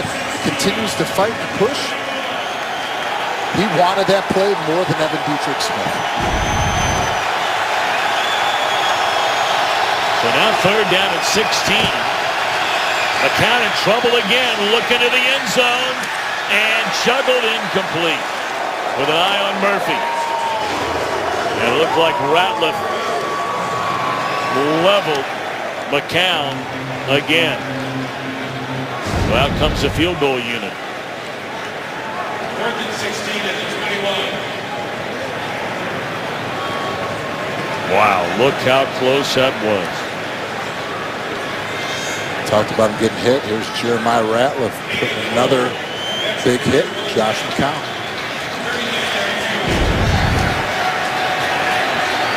This will be a 39-yard field goal try to bring them within 8. And it is good by Patrick Murray. So they are a field goal and a 2-point conversion down with 4:56 to play. Well, coming up later tonight and this afternoon around the NFL. Boy, great one there. Cardinals and the Seahawks on Fox. Tomorrow night, Ravens v. New Orleans. Both of those teams very much in the heart of a postseason berth, despite the fact that they couldn't play in 2 more polar opposite divisions, where every team in the AFC North is at least 2 games over. Every team in the NFC South 2 games under 500. Mariani going to cover it up with both hands up to the 22. And we check in downstairs with Laura Oakman. I know David is going to mouth these 3 words with me when I say this, Tom. Every offensive player before they walked on the field just now saying one thing for the game plan. 3 words. Drain the clock. That is all they're thinking right now. Well, they might want to have one other sentence in there, get a first down. Because if they go 3 and out, Tampa Bay is going to get one more crack at it. This is right now your 4-minute drill. You rehearse this each and every Friday and Saturday going into a game, the thought process. But you said it. The biggest thing is first down. You get one of those and just let them start burning their timeouts, and you take over the football game. Hey, 51, go get him. Hey, get out. They pitch it to Forte.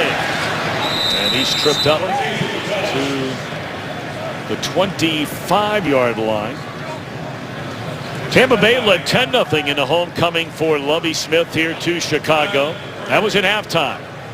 But his team turned it over 3 times in his second half. Bears scored 21 unanswered points before Tampa Bay just kicked a field goal a moment ago to pull within a touchdown and a 2-point conversion. We welcome those of you who have just watched the Packers and the Minnesota Vikings. Green Bay now in sole possession of first place in the NFC North.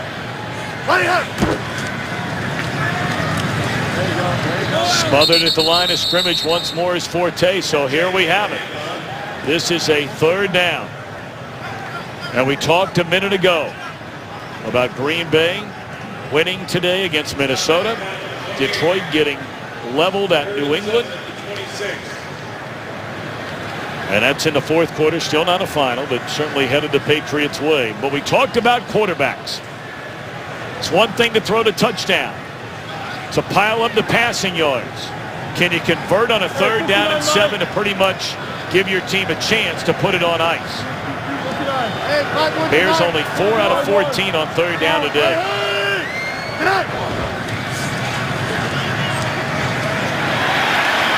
What a tackle in the open field made by Bradley McDougald. And they never got the receiver, Martellus Bennett, in a position where he was near the first down marker. They ran that crossing route.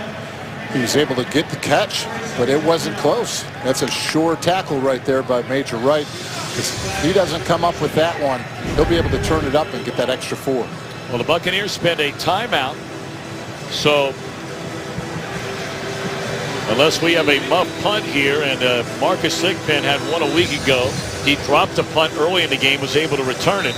The Buccaneers will get the football back with a couple of timeouts remaining. And you say to yourself, David, at least you have a chance now if you're Tampa Bay. They've stopped the Bears 2 drives in a row now to try and get back in it. They most certainly have, but the biggest thing right now is they've got to protect Josh McCown if they have any chance, because all they have been doing is hit, sack, and abuse him so that he hasn't had the accurate throws that he usually comes up with.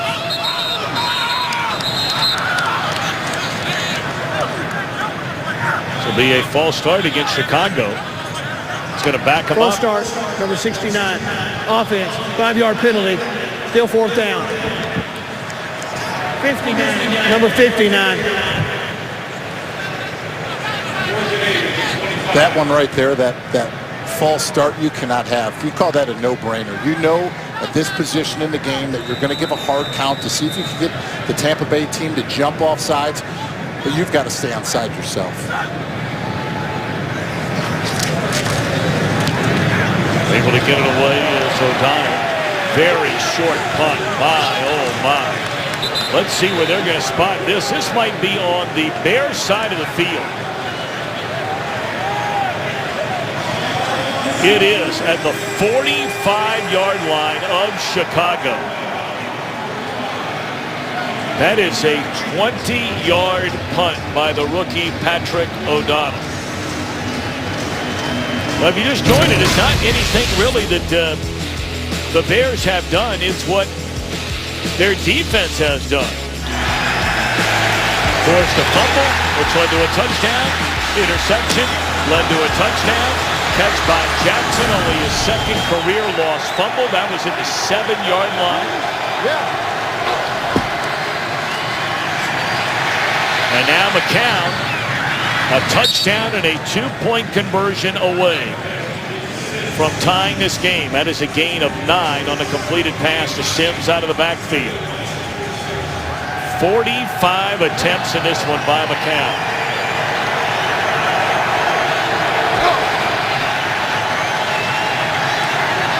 Looking for Evans. And broken up. Great coverage here by Jennings.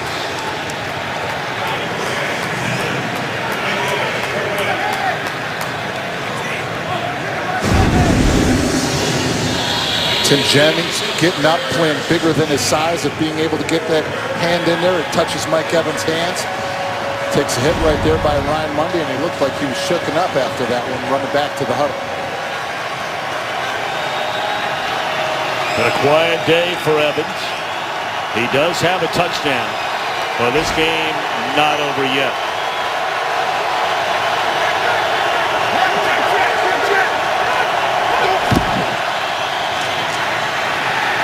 They hand it off to the rookie Charles Sims. That was a 3rd down and a yard. I don't think he got there. So now 4th down and a yard. And that clock's continuing to run. And this is a 4th down. Bears need to get lined up. And it looked like McCown stuck his nose in there. The Bears are saying he didn't get there.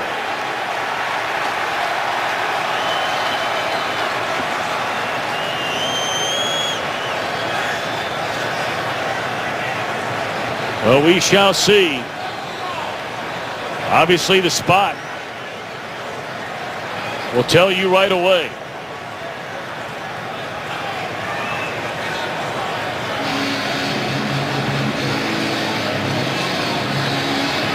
Well, if that's a spot, he didn't get it.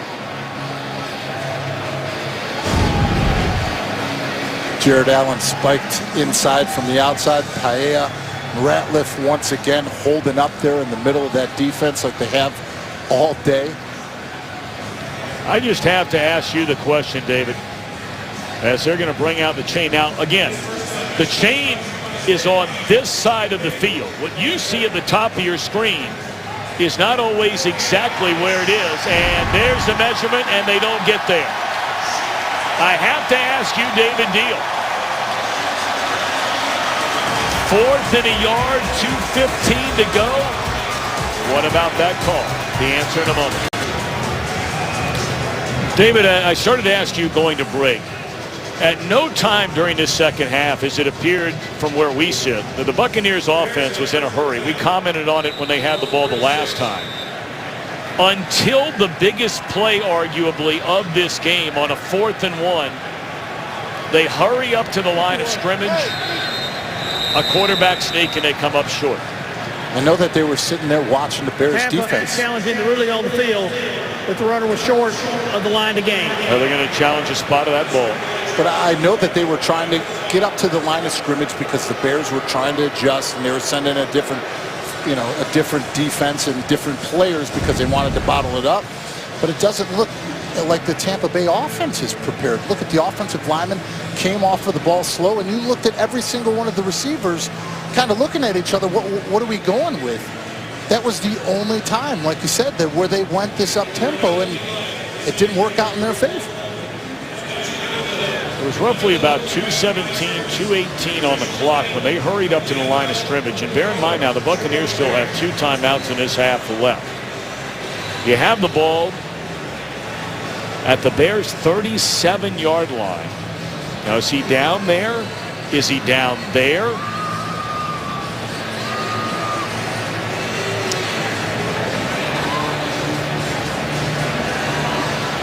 And again, that red line is our line. After reviewing the play, the rhythm on the field is confirmed. The ball was short of the line to gain. Tampa will be charged with their second team timeout. And that was Will Sutton who came up with a big stop there, leading that charge for Chicago on defense. The defensive line of the Chicago Bears and the offensive line of the Chicago Bears have completely taken over this football game in the second half. Complex offenses and schemes and everything change. But the one thing, as long as football is played, that will be the constant. The game is won in the trenches.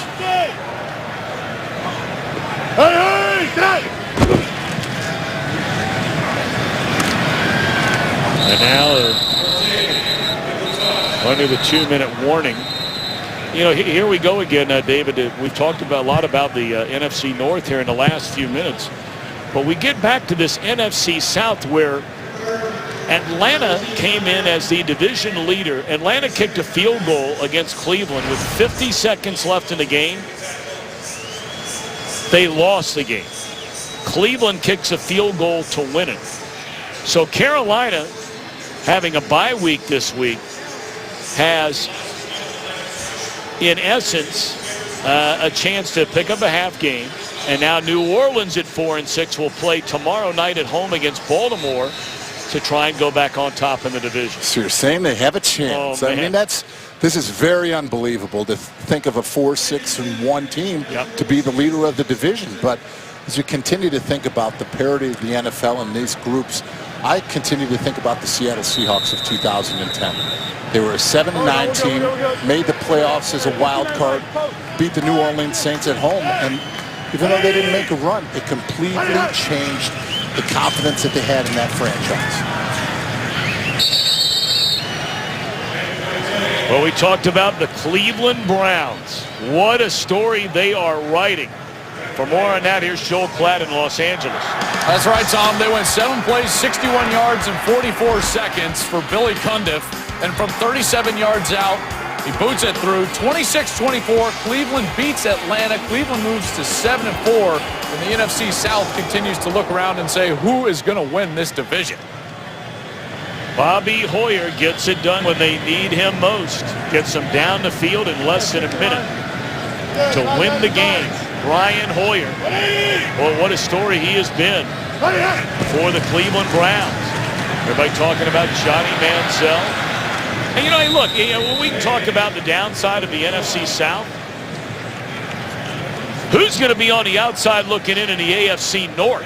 Every team in the division is at least 2 games over 500. The Bengals won again today. The Browns won again today. Steelers are off, and Baltimore plays tomorrow night.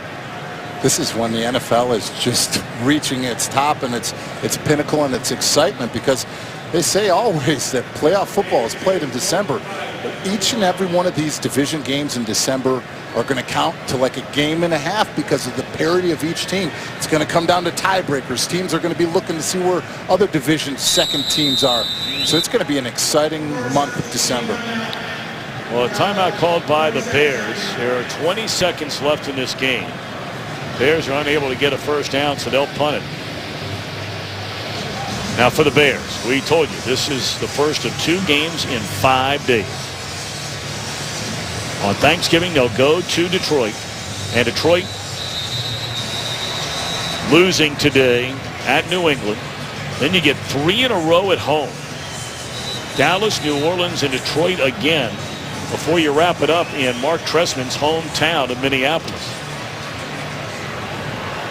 And again, Green Bay now at 8-3. Minnesota gave them a good battle today. Only a 3-point win by the Pack, but a win nonetheless.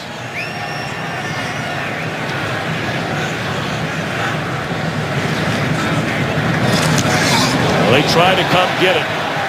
And no penalty flag as there was contact made on the punter, but not a flag thrown. This game's not over. It's not over yet. 13 seconds remain. Said they were coming after it. Close, but there's the contact. Or was that an acting job? That looked like contact. Contact. Well, I tell you what, they're at the 37-yard line. Buccaneers are out of timeouts.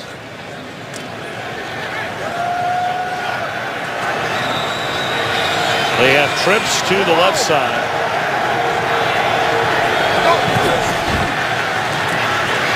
McCown still on his feet, headed for the sideline. Penalty flag down. 5 seconds remain.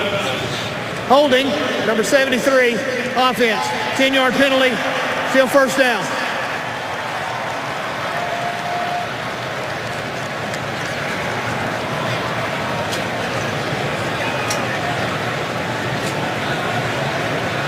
So 5 seconds left. They will back them up to the 27-yard line.